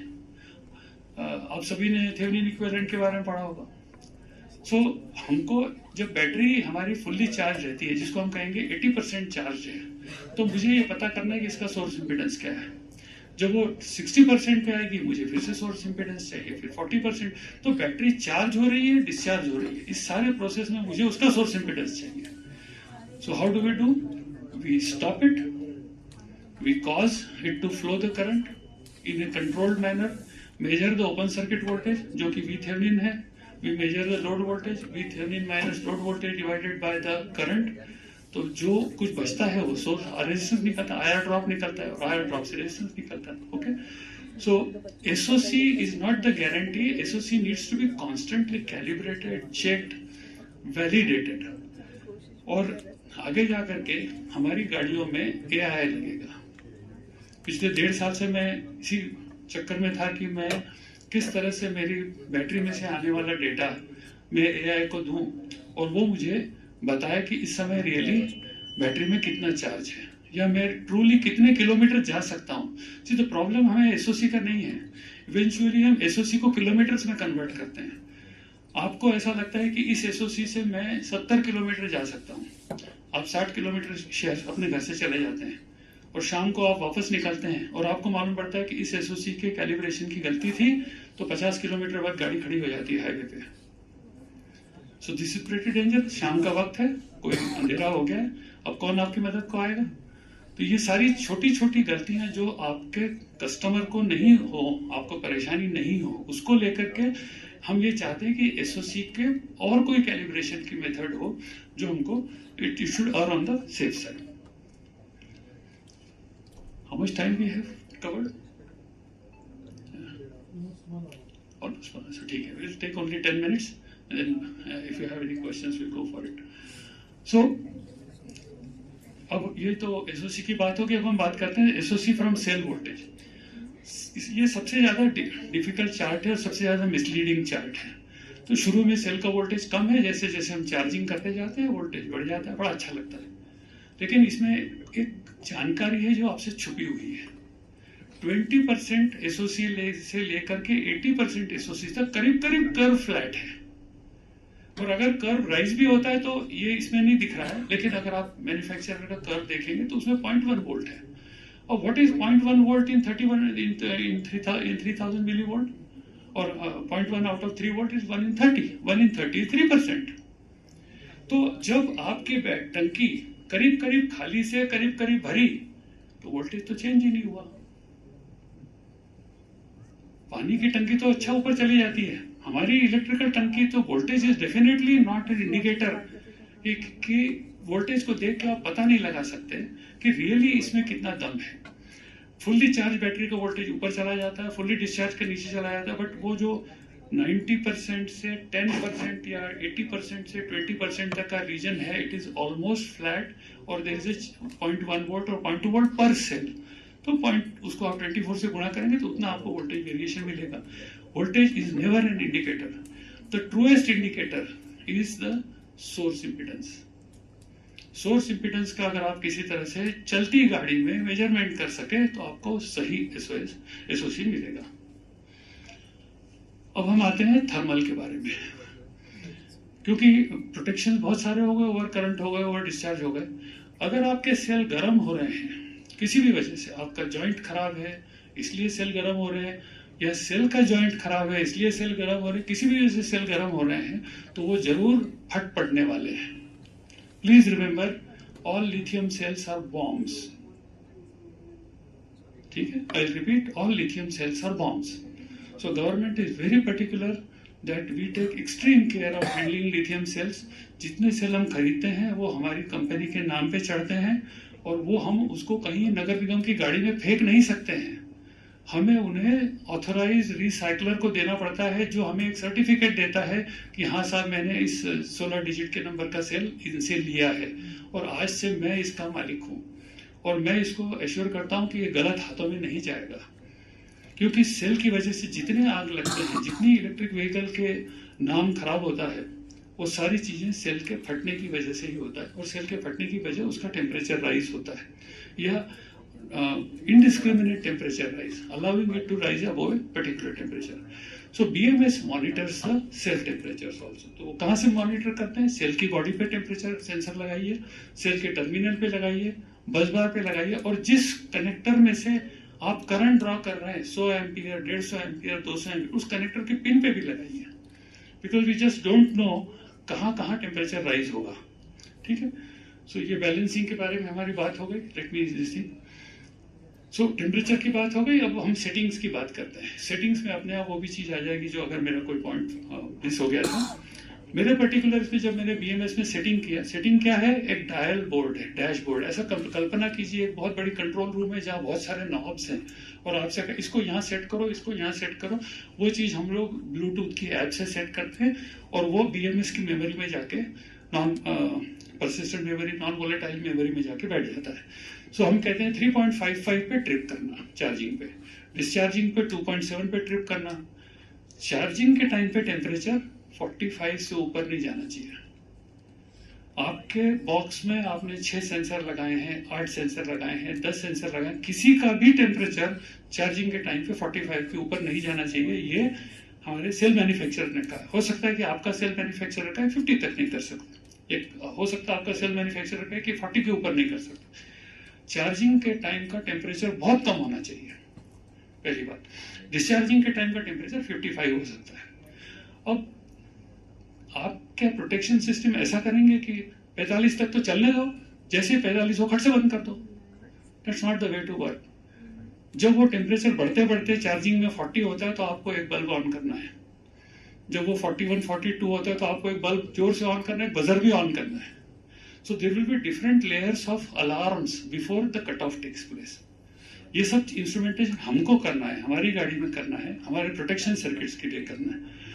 सो हम अब और discharging 55 now I will tell you quickly a short story and then we'll proceed. My first battery pack I bought from China. One day I received a phone call from there. That lady was finding it very difficult to speak in English, and she told me, Mr. Dandekar, whenever you drive the vehicle and you come home, don't put it on charging. Wait for 5 minutes and then put it on charging. बस उसने इतना ही कहा। ये thumb rule है, ये मुझे बाद में समझ में आया। गाड़ी जब चल रही है तो सेल गर्म है, हो सकता है 52 पे हो सकता है 53 पे हो, 53 डिग्री सेंटीग्रेड पे हो। मैं घर आया, गाड़ी खड़ी की, और मुझे तो जल्दी है घर जाने की, या मैं अपने मल्टी स्टोरी बिल्डिंग में रहता हूँ, नीचे मैंने खड़ी की, चार्जिंग पे लगाया और मैं चला गया। अब जहाँ 45 इज अपर लिमिट, आप सेल 52 पे था और आपने लगा दिया और चार्जिंग चालू हो गया। अगर बीएमएस होशियार है तो रोक देगा, वो कहेगा पहले इसको कूल होने दो, मैं आधे घंटे बाद चार्जिंग शुरू करूंगा। और अगर बीएमएस फेल हो गया तो गाड़ी में आग लग जाएगी। ओके, सो उसने जो मुझे चाइनीज मतलब वो डरते क्या टूटी फूटी इंग्लिश में समझाया, वो ये था कि सबसे ज्यादा खतरनाक तब होता है कि जब हम पूरी डिस्चार्ज गाड़ी को बिना इंतजार किए चार्जिंग में लगा देते हैं। और आप तो स्टूडेंट्स हैं, आपको तो हमेशा जल्दी रहती है, तो प्लीज ऐसा मत करिए। जब भी कभी आप उसको चला के लाएं, आपको लगता है कि काफी चली है, 10 मिनट, 15 मिनट, 20 मिनट, काफी करंट ड्रॉ किया है, तो don't put it on charging right away, wait for some time. There is another good way, जैसे हमारे इंस्ट्रूमेंटेशन में है कि उसमें से सारे टेम्परेचर की वैल्यू मुझे आती रहती है। I can see it on my screen और I can see on my Bluetooth app के ऊपर कि इस समय सभी सेंसर्स का टेम्परेचर कितना है। अगर टेम्परेचर रीजनेबली लो है, you can connect charger. Maximum pack voltage, discharge current, recovery voltage, cell voltage and balancing starter. ठीक है, अब हम थोड़ी सी बात कर लेते हैं रिकवरी की। ये बहुत ही सेकेंडरी टर्शियरी आइटम है, लेकिन जो हम में से इलेक्ट्रिकल इंजीनियर्स हैं उनके लिए जानना बहुत जरूरी है। आपने इसको बोला कि 3.55 पे पहुंच जाए तो चार्जिंग रोक देना, ठीक है। चालू कब करना है? रोकने की तो बात हो गई, तो उसका उत्तर है कि जब इसका वोल्टेज गिर के 3.4 पे आ जाए तो फिर चालू करना। This 3.4 is called recovery voltage. So 3.55 के लिए 3.4 रिकवरी है, डिस्चार्ज करते समय 2.7 के ऊपर 2.8 जो है या 2.9 है वो उसका रिकवरी वोल्टेज, राइट। तो ये रिकवरी वोल्टेज से हमको जो है वो सिंगल पॉइंट कंट्रोल नहीं होता। इसके ऊपर जाओ तो बंद कर दो, नीचे जाओ तो चालू हो जाओ। फिर हम क्या करते हैं, वी अलाउ हिस्टेरेसिस। जो हम लोग जो पढ़ते थे तो हिस्टेरेसिस हमको बीएच कर्व में सिखाया गया था, जो कि अपने आप आता है, लेकिन हमको इलेक्ट्रॉनिक सर्किट में डायोड वायर डाल करके और स्क्वायर वेव जैसे बना के हिस्टेरेसिस बनाना पड़ता है। यहाँ हम हिस्टेरेसिस सॉफ्टवेयर से देते हैं, और ये सॉफ्टवेयर की ये जो लिमिट्स है आप सेट करते हैं बीएमएस में। सो ये जो बंद तो यहाँ कर देना, चालू यहाँ आने के बाद करना। बंद तो यहाँ कर देना, चालू जब ये ऊपर आ जाए, थोड़ा सा इसका वोल्टेज थोड़ा सा चार्ज हो जाए, तब डिस्चार्ज करने देना। ये बड़ी सिंपल बात है, जब हम हिंदी में बात करते हैं तो लगता है कितनी कॉमन सेंस की चीज है, but they have made sure the Chinese people in their wisdom. See one of the things which I found out in 2018 जब मैंने काम शुरू किया, कि मोटर कंट्रोलर हो या बीएमएस हो, ये हमारे से बहुत आगे है। हमारे लिए बहुत शर्म की बात है, हमारे देश में कोई इतना अच्छा मोटर कंट्रोलर या इतना अच्छा बीएमएस नहीं बना रहा था जितना ये लोग बना रहे थे, और ये कई सालों से बना रहे हैं। ये सारी चीजें जो आज हम बात कर रहे हैं 2026 में, ये इन्होंने 2012, 13, 14 में सोच के रखी थी, और उसके प्रोडक्ट बना के, गाड़ियां बना के बेचना शुरू कर दिए थे सारी दुनिया में। तो हमको ये सब चीजें जब हम अपनी प्रैक्टिस में, आप आगे जाके इंडस्ट्री में जाएंगे, अपने प्रोडक्ट डिजाइन करेंगे, तो सोचना पड़ेगा कि ये लोग जो हमसे आगे हैं, हम कैसे इनसे कैचअप करें, हम उनसे कैसे बेहतर चीज बनाएं। सो अब लास्ट बात करता हूँ स्मार्ट चार्जर की।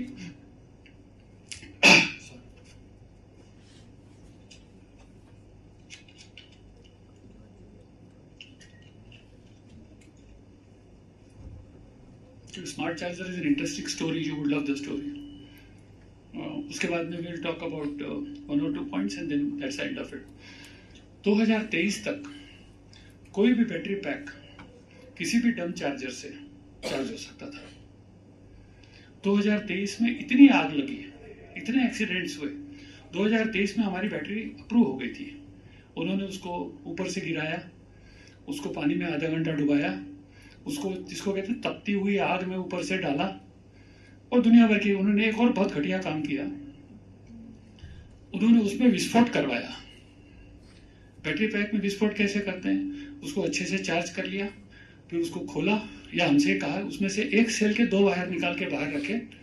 जो सेल ऑलरेडी 3.55 तक चार्ज हो गया था, उसको उन्होंने बाहर से एक 4 वोल्ट का चार्जर लगाया और उसको और चार्ज किया. तो बाकी बैटरी डाउन थी, वो उसका जो है धीरे धीरे वो 3.7 हुआ, 3.8 हुआ, और उसके अंदर बहुत सारी गर्मी हुई, बहुत सारी गैस पैदा हुई और जोर से फट गया. वो फट गया, उसके ढक्कन वक्कन खुल गए, उसमें से गैस निकल गई, और वो बोले आपकी बैटरी पास हो गई. बैटरी पास कैसे हो गई? बोले इसमें आग तो लगी नहीं. तो हमारा ये देखना है कि बैटरी जब फटती है, डैमेज होती है, तो ड्राइवर को प्रॉब्लम नहीं आना चाहिए. मतलब उसके कोई टुकड़े टूट के ड्राइवर के ऊपर आए, ऐसा नहीं हो, और उसमें आग नहीं लगनी चाहिए. ओके, तो अब सोचिए कि ये LFP था और ये सारी बातें थी और प्रोटेक्शन था, हम बच गए. लेकिन ऐसी बहुत सारी गाड़ियां हैं जो जल गई, या जिनकी बैटरी पैक जल गए, उसके साथ बच्चे जल गए, क्या क्या बुरी बुरी बातें नहीं हुई. तो 2023 में गवर्नमेंट ऑफ इंडिया ने AIS जो है जैसे ब्यूरो ऑफ स्टैंडर्ड्स होता है, वैसे ऑटोमोटिव के लिए AIS होता है. तो AIS 158 में अमेंडमेंट 3 निकाला. उन्होंने कहा आगे से सारे चार्जर स्मार्ट होंगे. पहली बात, स्मार्ट चार्जर स्मार्ट बैटरी से बात करेगा, बैटरी उसको बताएगी कि उसे क्या चाहिए, और चार्जर चुपचाप उसका हुक्म का पालन करेगा. ठीक, उसके बाद चार्जर ये देखेगा कि वो सही बैटरी के साथ है या नहीं है. अब जैसे मेरे पास, मैं जब शुरू में, हमारे घर के पास में एक सज्जन है जो इलेक्ट्रिक ऑटो रिक्शा होते हैं, तो वो अपना ढूंढते आते हैं, आपके पास एक चार्जर है क्या, दे दो. मैंने कितने वोल्ट का चाहिए? बोले कोई भी चलेगा. तो ये कोई भी चलेगा वाली बात खत्म हो गई. अब जो मेरा जो स्मार्ट बैटरी चार्जर है, वो ये देखता है मेरी बैटरी को लगाते ही क्या इस टर्मिनल पे 60 वोल्ट से ऊपर का वोल्टेज है. मेरी जो बैटरी है वो 87 से 766 वोल्ट तक आती है, तो हमने उसको 6 वोल्ट का मार्जिन दिया हुआ है. सो अगर उसमें किसी ने 48 वोल्ट की बैटरी लगा दी, जो कि ऑटो रिक्शा में बहुत कॉमन है, तो वो उसको चार्ज नहीं करेगा. वो बोलेगा मैं इसके लिए चार्जर नहीं बनाऊं, इसका चार्जर दूसरा है, मैं 72 वोल्ट की बैटरी के लिए चार्जर बनाऊं. आप समझ रहे हैं कितना इंटेलिजेंस आ गया है charger. Sorry. So unless and until the charger sees a minimum voltage on its terminals, it does not turn on its own MOSFET. बाहर करंट ही नहीं निकलता. तो ये पहला अमेंडमेंट हुआ. दूसरा अमेंडमेंट, अगर आपने कभी देखा होगा कि कैसे माँ एक 6 महीने के 8 महीने के बच्चे को चम्मच से खिलाती है, तो आप समझ जाएंगे कि वो चार्जर जो है उस माँ की तरह धीरे धीरे बैटरी के अंदर करंट डाल रहा है. उतना ही करंट डाल रहा है जितना कि वो बैटरी ने मांगा है, सहन कर सकती है, और वो गर्म होकर फट नहीं पड़ेगी. सो हमारे केस में battery says to charger, I will take 87 volts and 20 amperes.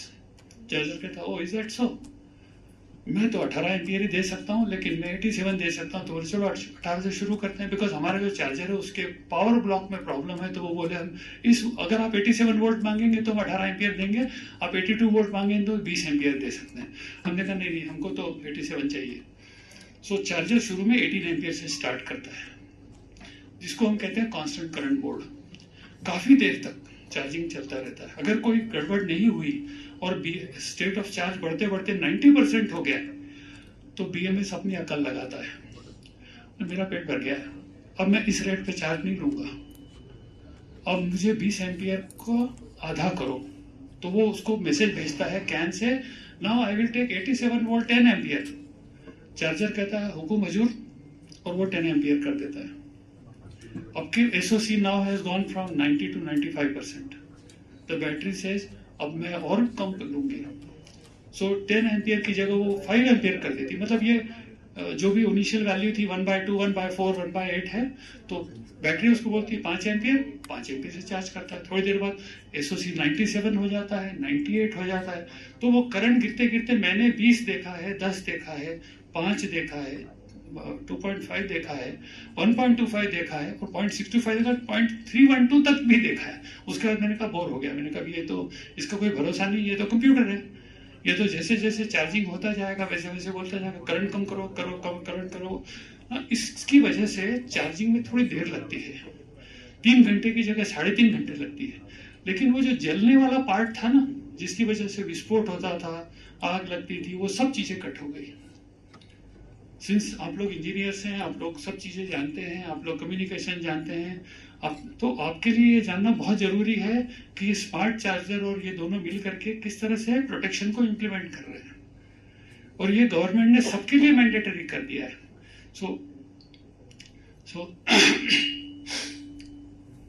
now BMS can talk to charger on a number of ways. CAN is one of the most automotive in automotive domain, so that is what we are using. But it could be a serial port, it could be Modbus, it could be Wi-Fi, it could be Bluetooth. But eventually, standard says and the testing agency says कि there should be a communication. Apart from that, ऐसे कल्पना कीजिए कि कुछ ना कुछ battery के अंदर गड़बड़ हो जाती है, उसका टेम्परेचर बढ़ जाता है, 45 के ऊपर हो गया, तो अब नहीं चार्जिंग करना है। Then it sends a packet to the charger with one particular bit turned from 1 to 0 कि मेरे अंदर ओवर हीटिंग हो गया है, इसलिए अब तुम बंद करो। कितना देना वो तो मैंने बताया, लेकिन अभी थोड़ी देर के लिए बंद करो और पॉज इट, तो charger immediately stops. So both handshake जब होगा, मतलब बोथ क्वांटिटी एंड परमिशन दोनों जब बैटरी देगी तो ही चार्जिंग होता है, राइट। सो यही सब चीजें मैंने इसमें लिखी थी। So now we come to that कि ये सब चीजें BMS आपने बना ली, खरीद ली, अच्छी बात है। बट अगर उसके अंदर कोई ऐसा तरीका हो जिससे कि it can come out, all the data can come out, हमारे केस में वो कैन से आता है। So information can go from battery to charger, it can go to motor controller and it can go to the dashboard. आपका जो car या vehicle का डैशबोर्ड है कि इस समय बैटरी का सेहत कैसी है, हाउ कितना चार्ज है उसके अंदर, right. So it becomes a talking machine. This information can go on cloud, this information can go to an AI model. ऐसी कल्पना कीजिए कि आपने 10 गाड़ियां बनाई हैं, 10 गाड़ियों में आइडेंटिकल बैटरियां लगी हैं, लेकिन ड्राइवर तो 10 अलग अलग हैं। कोई स्लो चला रहा है, कोई राजवाड़े पे चला रहा है, कोई हाईवे पे चला रहा है, तो बैटरी का जो डिस्चार्ज पैटर्न है विद टाइम प्रोफाइल है वो अलग अलग है।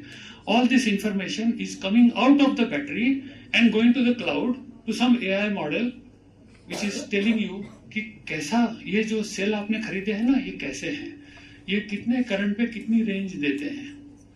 सो ठीक है। सो हमने क्या कर दिया, उस BMS को जो अपना काम बखूबी कर रहा था, because we gave it a communication medium, जैसा मैंने कहा, either you give a Bluetooth or a CAN or Modbus or simple serial port, the data can come out and go to some kind of a computer, right? So ये CAN के बारे में packet है, उसको छोड़ देते जब कभी आप लोगों का इंटरेस्ट होगा तो। सो ये मैंने आपके लिए लिखा था, but I think we have covered lot of it, इसको छोड़ देते हैं। These are the 5 engineering lessons I would like to leave with you. Cells are the energy source and BMS is the safety and measurement system. कभी अगर आप electrical वाले नहीं हैं, मैकेनिकल वाले हैं, और आपको कोई पूछता है क्यों BMS क्या होता है, आपको बता देना चाहिए कि वो मेजरमेंट करता है और कंट्रोल करता है और प्रोटेक्ट करता है, बस इतनी सी बात है। In a series pack, the weakest or the most extreme cell determines what the pack can safely do. Good battery engineering is in layers. Protection layers क्या क्या होगा, सेल की लिमिट्स है, BMS है, फ्यूज है, MCB वाला isolation है, thermal design है। अगर आप अपने सेल में से हीट निकाल सके, आप में से कितने लोग हैं जो हीट ट्रांसफर में एक्सपर्ट हैं? कोई मैकेनिकल वाले हैं जिनको हीट ट्रांसफर अच्छा आता है, जिनको मालूम है कि एक अगर मैं बार लेता हूं और एक प्लेट पे लगाता हूं और अगर इसका टेम्परेचर 5 डिग्री से ऊपर जाता तो यहाँ से यहाँ कितनी हीट ट्रांसफर होगी।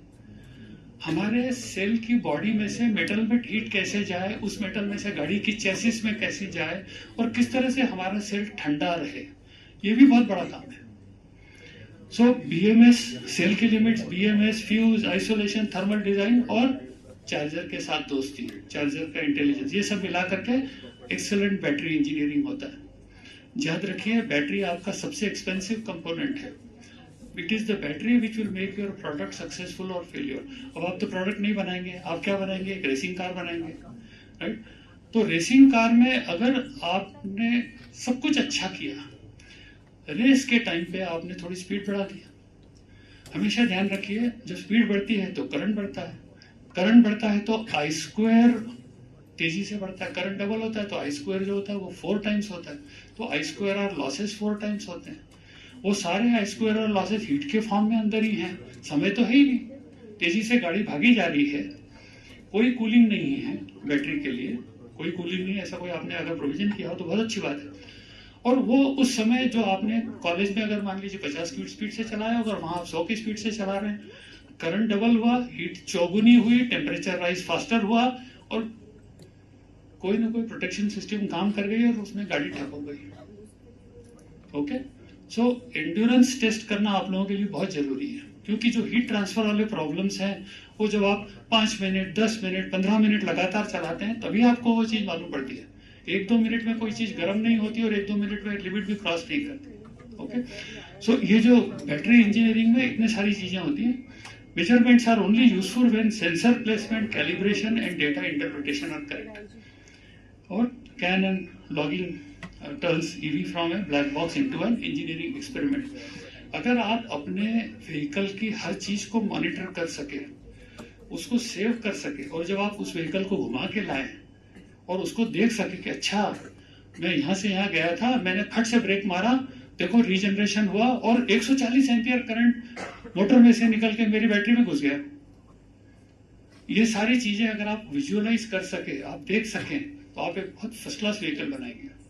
Just remember, if it doesn't work very well in your shed, जो अभी आपने दिखाई थी ना, it will never work on the racing track. तो वो सारी चीजें आपको यहाँ डिजाइन स्टेज में और इसमें आपको बढ़िया बनानी पड़ेंगी, छोटी छोटी चीजें, कि आपके पास इंफॉर्मेशन कैसे आती है। And when you have the right things, तो it becomes an engineering experiment. तो अभी जितना ज्यादा मेजरमेंट कर सके, जितना ज्यादा ऑटोमेशन कर सके, जितने ज्यादा माइक्रो कंट्रोलर लगा सके, जितना ज्यादा डेटा लॉगिंग कर सके, वो सब करिए। वो सब आपको कभी न कभी परेशानी में मदद करेगा। हम लोगों के पास इतने तरह के लॉगिंग हम लोग करते हैं, कभी कभी उसमें से डेटा निकल के लैपटॉप में आता है, वो लैपटॉप भी गाड़ी में रहता है जब टेस्टिंग होता है, और हम उसमें जो टेलीमेटिक्स का यूनिट है उसमें सारी इंफॉर्मेशन क्लाउड पे भेजते हैं, गूगल ड्राइव के ऊपर, और वहां पे फिर हम उसको बैठ के देखते हैं और फिर उसको प्लॉट करवाते हैं स्प्रेडशीट में लेकर के।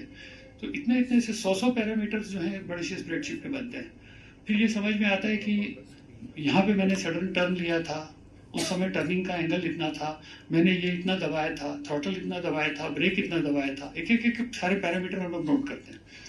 वो सब हमको बाद में एनालिसिस करने में हेल्प करते हैं। So logging and this thing, it converts it into an engineering experiment, right? Okay, so thank you for patient listening.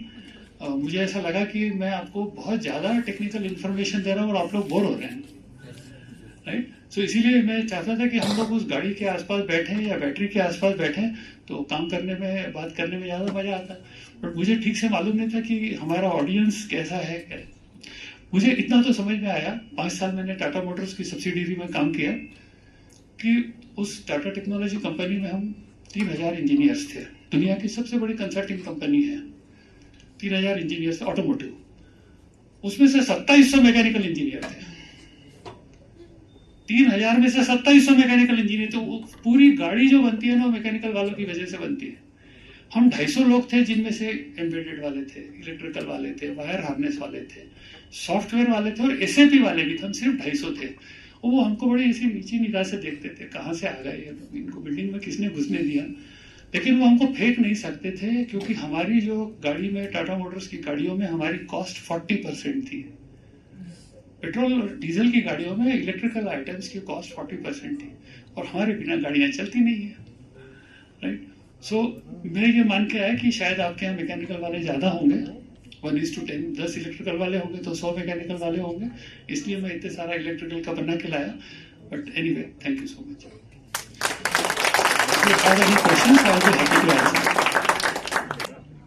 To formally welcome sir,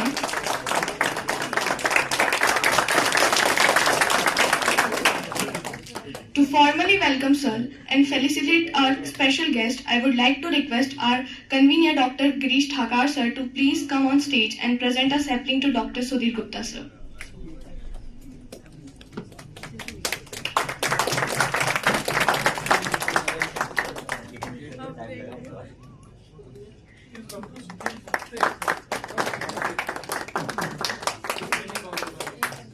And he has been a pillar in Baha for so many years. And he was a coordinator also once or more number of times. I speak for 2 minutes. Yeah, please. I would like to appreciate his. Please. Yes, sir. Please come on.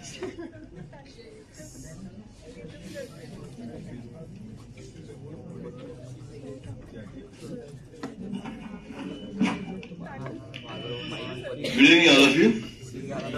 Respected Dandekar sir, Professor Thakar, Sharma sir, and other faculty members and students. I think I'm privileged today to have heard Professor Dandekar, and the way he was explaining, he has put in all his experience in the delivery of speech that he had, and so nicely, so easily that he could talk. I can understand the kind of work that he must have done throughout his career. I would thank Professor Thakar for allowing me to attend this program.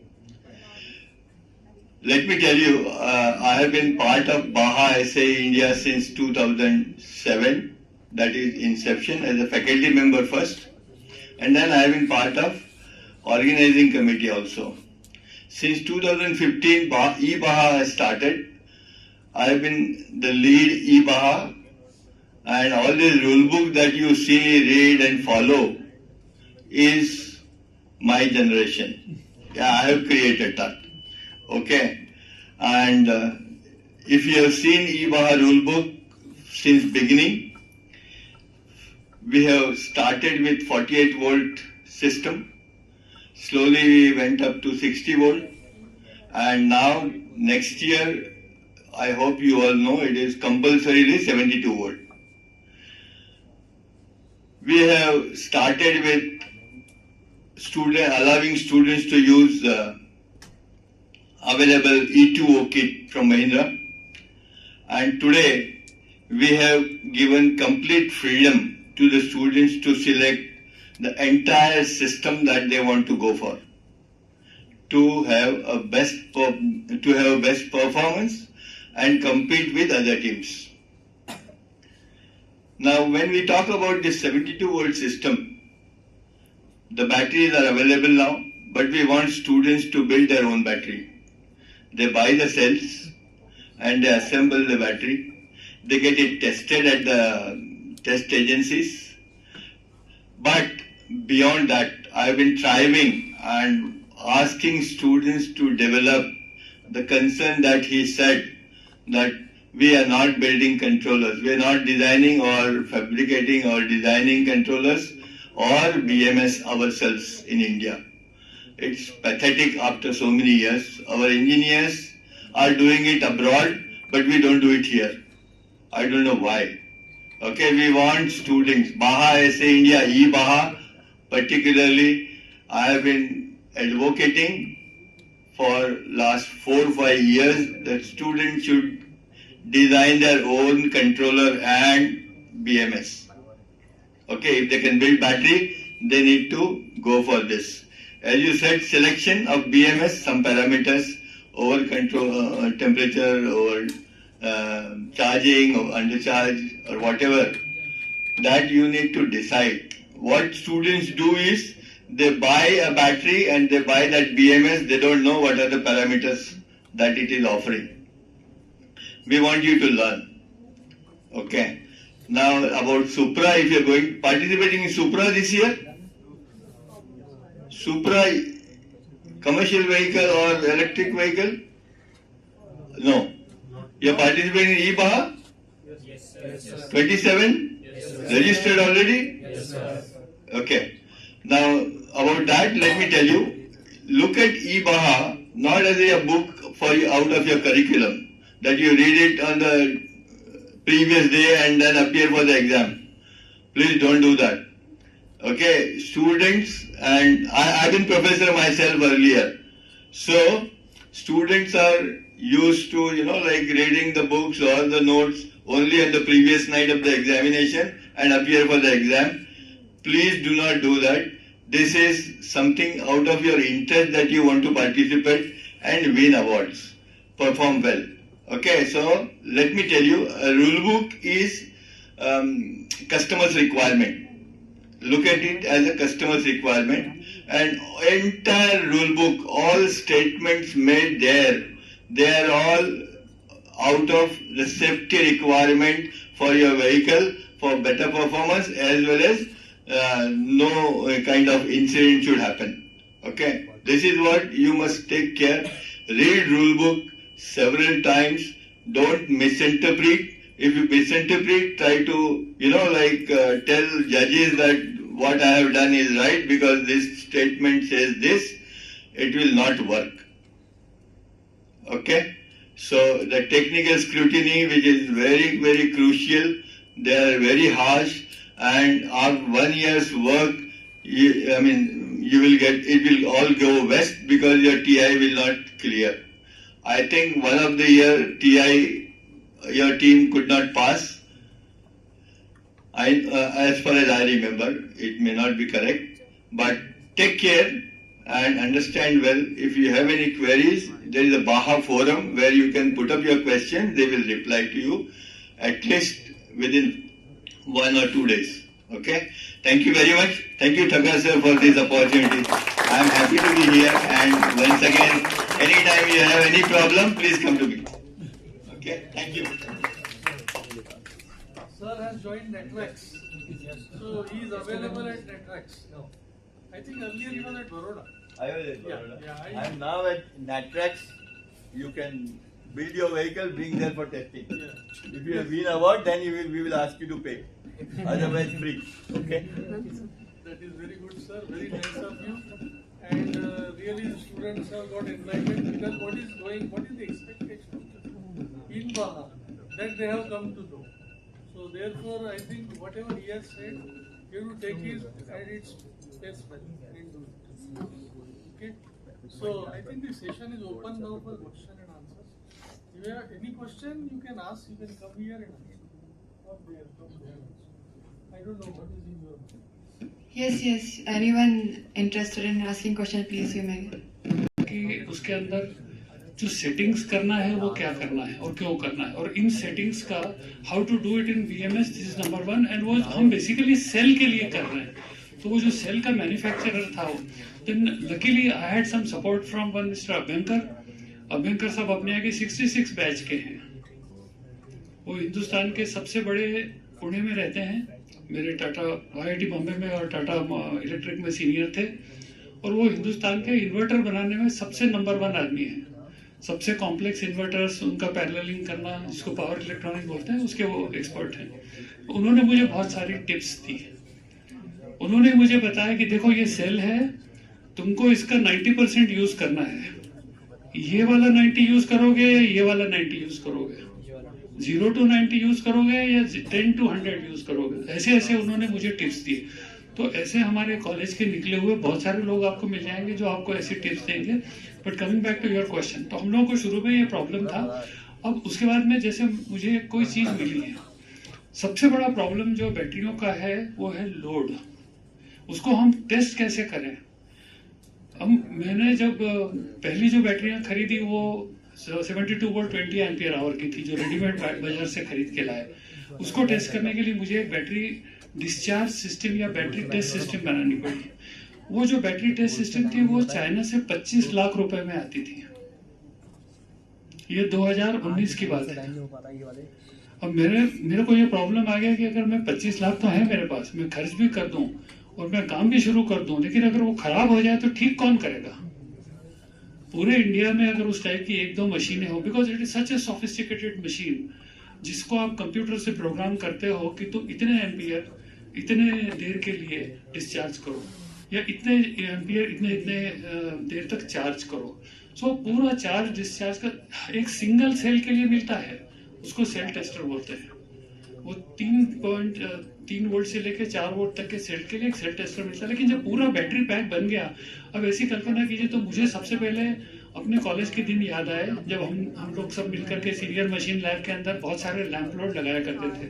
वो 100 वाट के lamp थे, तो हमारे यहाँ एक motor से एक generator चलता था, उस जनरेटर के आगे लैंप था और हम लोग उसको ऐसे ऐसे ऑन करते थे और एक आदमी मीटर देखता था कि हाँ भाई 5 एम्पियर हो गया, लिख ले, हाँ इसमें से इतनी पावर निकल रही है। तो वॉल्ट लेनार्ड सिस्टम और न जाने क्या क्या चीजें हम लोग जो करते थे, तो वो मुझे लैंप लोड याद आए। फिर मैंने ये सब चीजें 72 वोल्ट में थी, तो मैंने 12 वोल्ट के बहुत सारे लैंप लगाए सीरीज में और इस तरह से बहुत सारे बना करके बैटरी को डिस्चार्ज करना शुरू किया। करंट मेजरमेंट करने के लिए तो एमीटर बाजार में मिलते हैं, 1% एक्यूरेसी के, 0.5% एक्यूरेसी के आपको मिल जाएंगे। उसके बाद में वो जो बल्ब 12 वोल्ट के 6 बल्ब 7 बल्ब सीरीज में लगाया, उसमें से किसी का कुछ रेजिस्टेंस कम ज्यादा होता था तो वो जोर से फट पड़ते थे और कमरे में सनसनाते हुए कांच फैल जाते थे। तो फिर मेरे लड़के ने कहा कि ऐसे नहीं चलेगा, 2 बार तो तुम्हारे यहाँ से बल्ब गए। So we found out wire wound resistors, वो आपके यहाँ मैंने भेजे हैं कुछ। तो आपको अगर मुझे 72 वोल्ट पे 1 एम्पियर का लोड लगाना है तो मुझे 72 ओम्स का रेजिस्टेंस चाहिए, ठीक है।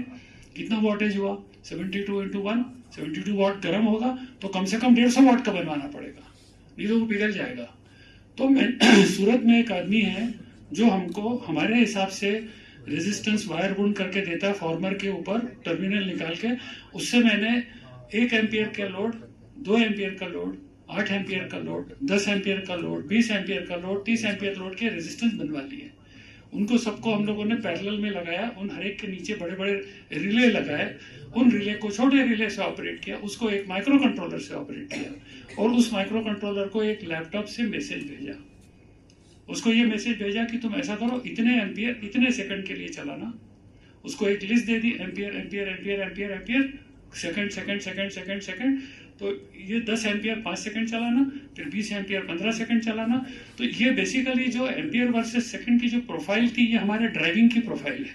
मैंने थोड़ी देर एक्सीलरेट किया, फिर मैंने टेम्पो कम कर दिया, फिर मैं खड़ा हो गया। सो करंट ऊपर गया, करंट कांस्टेंट रहा, करंट गिर गया।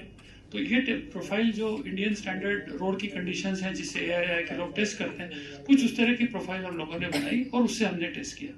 फिर हम लोगों ने उसमें एनर्जी मेजरमेंट कैसे करें एक्यूरेटली, तो उसके लिए हमने हमारे बाहर से चाइना से एनर्जी मीटर बुलवाए, जो कि माइक्रो कंट्रोलर को डेटा देते थे। वो इतना बड़ा टेस्ट सेटअप बना, और कल्पना कीजिए कि 5500, मतलब वो 72 वोल्ट की चीज 72 एम्पियर दे रही है, तो मेरे कमरे में तो 5000 वाट की हीट जनरेट हो रही है ना। तो उस पूरे कमरे में तो 5 किलोवाट का हीटर फर्नेस आपने खड़ी कर दी है, जिसमें से कमरे में हीट निकल रही है। हम सब पसीना पसीना हो जाते थे, तो हम बड़े बड़े कूलर लगाते थे वहां और पंखे लगाते थे। तो आपको यहाँ से शुरू करना पड़ेगा कि आपको बैटरी टेस्ट करनी है। यही अब बैंकर साहब के लिए जो लोग टाटा मोटर्स को सप्लाई करते हैं, जो मेरे पुराने टाटा टेक्नोलॉजीज के बॉस हैं मिस्टर यादव, उन्होंने इलेक्ट्रा नाम की कंपनी बनाई, जिन्होंने पावर ट्रेन जो है टाटा मोटर्स को दिया। इलेक्ट्रा ने उठा करके ये 600 वोल्ट वाले सिस्टम और सब उठा करके बैटरी अबेंकर साहब को दे दी। अबेंकर साहब खेलते रहते हैं पुणे में। उन्होंने बोला अभी तूने बैटरी दी थी, इसको टेस्ट तो करो। बोले हमारे पास टेस्टिंग के लिए कुछ नहीं है। बोले 600 वोल्ट की बैटरी है, अगर 10 एम्पियर भी देती है तो 600 वोल्ट इंटू 10 एम्पियर 6000 वाट की हीट जनरेट होने वाली है। तो 6000 वाट का रेजिस्टिव लोड कहाँ से लाओगे, और उसमें से जो गर्मी निकलेगी, इस गर्मी को कमरे के बाहर कैसे फेंकोगे? इसको क्या एयर कंडीशन कमरे में करोगे क्या? तो ये जो फिजिकल प्रॉब्लम्स हैं वो हमको देखने पड़ेंगे। तो आपकी बैटरी और आपका वो मिलने के बाद मैं आपको बता सकता हूँ, क्योंकि वो जो पूरा इतना बड़ा सेटअप था ना, उसको मतलब यहाँ से लेकर कि यहाँ तक कितना लंबा सेटअप था वो, उसको हमने पूरा डिसमेंटल कर दिया। नहीं तो मैं आपको पूरा की पूरा वो दे देता कि जाइए इससे, तो वी कुड यूज इट। तो उससे हम क्या कर रहे थे, जैसे आपको अगर ढेर सारे 1 रुपए के नोट, 2 रुपए के नोट, 5 रुपए के नोट और 10 रुपए के नोट दे दिए, तो आप 1 से लेकर 99 तक कोई भी रुपए के नोट बना सकते हैं, अमाउंट पे कर सकते हैं।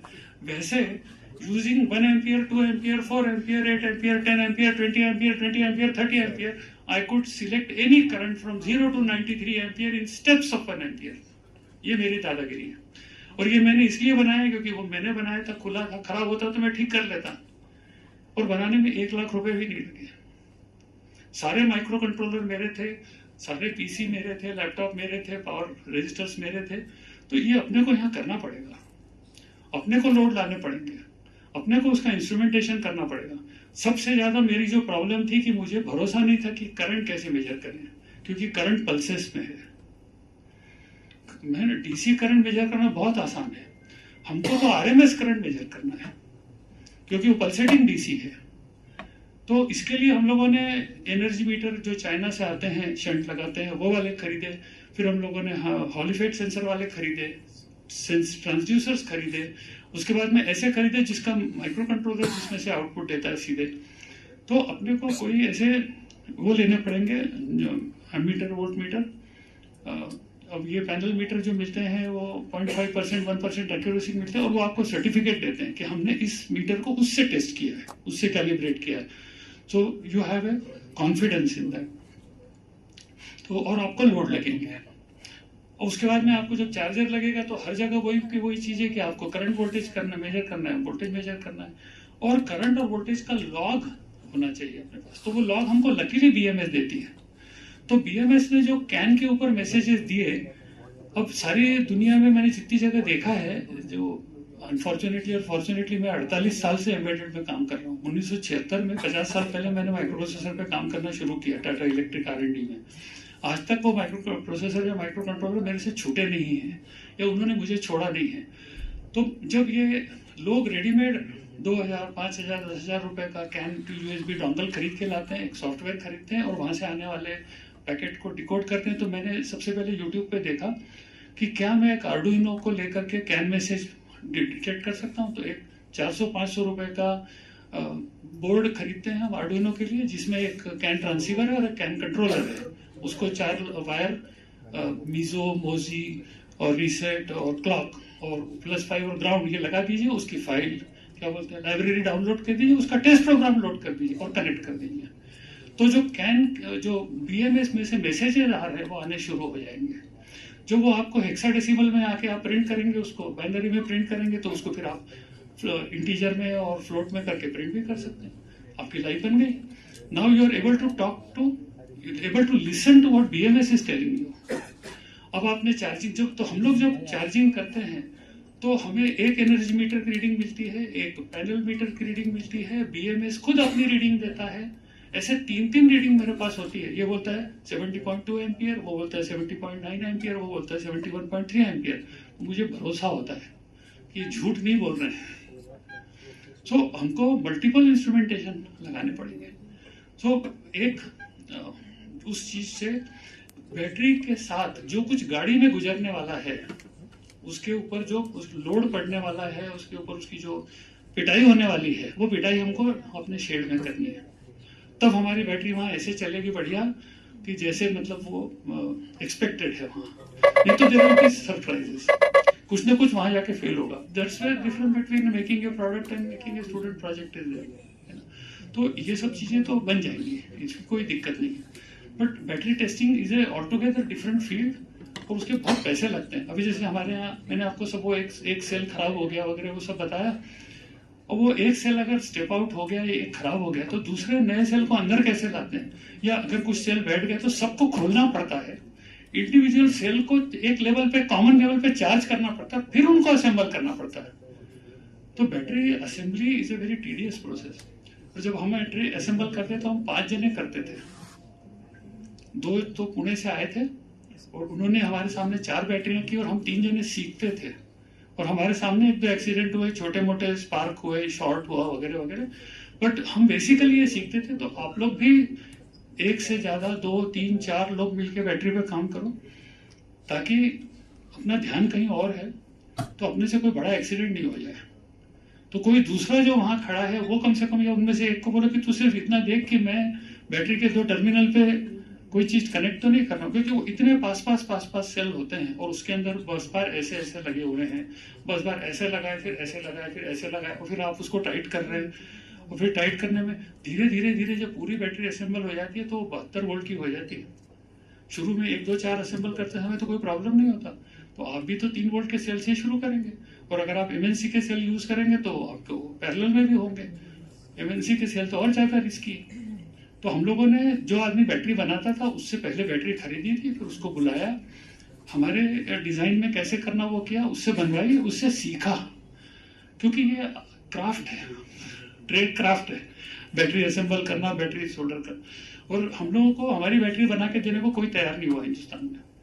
तो we have to get ourselves approved from ARAI as a battery manufactured unit also. They came and checked our processes, documentation and protection and सब जगह सब लगे हुए कि नहीं, एंड सर्टिफाइड कि ठीक है आप इस लायक हो कि आप बैटरी बना सकते हो।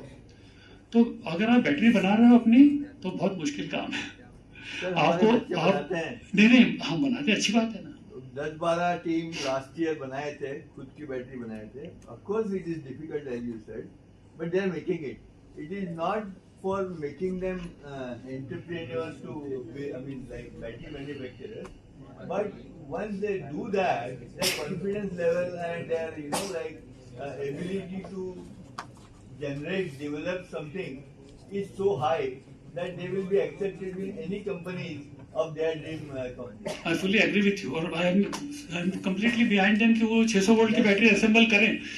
बट नहीं एक और है सर, इनके हाई वोल्टेज लैब में से एक प्रोफेसर लगेगा क्योंकि मैंने इतना हाई वोल्टेज डीसी में कभी यूज नहीं किया है। मतलब 600 वोल्ट बहुत होता है। हम लोग कहते हैं कि 110 वोल्ट भी अगर डीसी किसी को ऐसे पकड़ लेंगे तो आप जिंदा नहीं बचेंगे, उसमें से छूटेंगे नहीं। 110 एसी में से छूट सकते हैं, 110 डीसी में से नहीं छूटते। तो ये 600 वोल्ट पे कैसे काम करेंगे, इनके हाथ में कौन से दस्ताने पहने होंगे, क्या बॉडी में प्रोटेक्शन होगा, वो सब थोड़ी देखना पड़ेगा। मैंने बैटरी चार्जर उल्टा लगा दिया तो दोनों हाथ जल गए। मैं वही इनको बता रहा था कि मैं जो पहली बैटरी पुणे से हम लोगों ने मंगवाई है और 48 वोल्ट की, और उसको मैं कुछ करने के मैंने अंदर जाके कुछ टच कर रहा था वायर, तो बहुत जोर का विस्फोट हुआ और वो सब सेल फटे और उसमें से बहुत सारा सफेद सफेद निकला और ये सब हो गया। तो मैंने बाहर हाथ निकाल के देखा कि मालूम नहीं इसमें अगर मैं ये साफ करूंगा तो उंगली मिलेगी कि नहीं मिलेगी। लकीली वो सिर्फ पाउडर ही था, उंगलियां वापस मिल गई। उसके बाद मैं बहुत अलर्ट हो गया। मैं नहीं चाहता कि इनके साथ ऐसा कोई अनुभव आए। Thank you.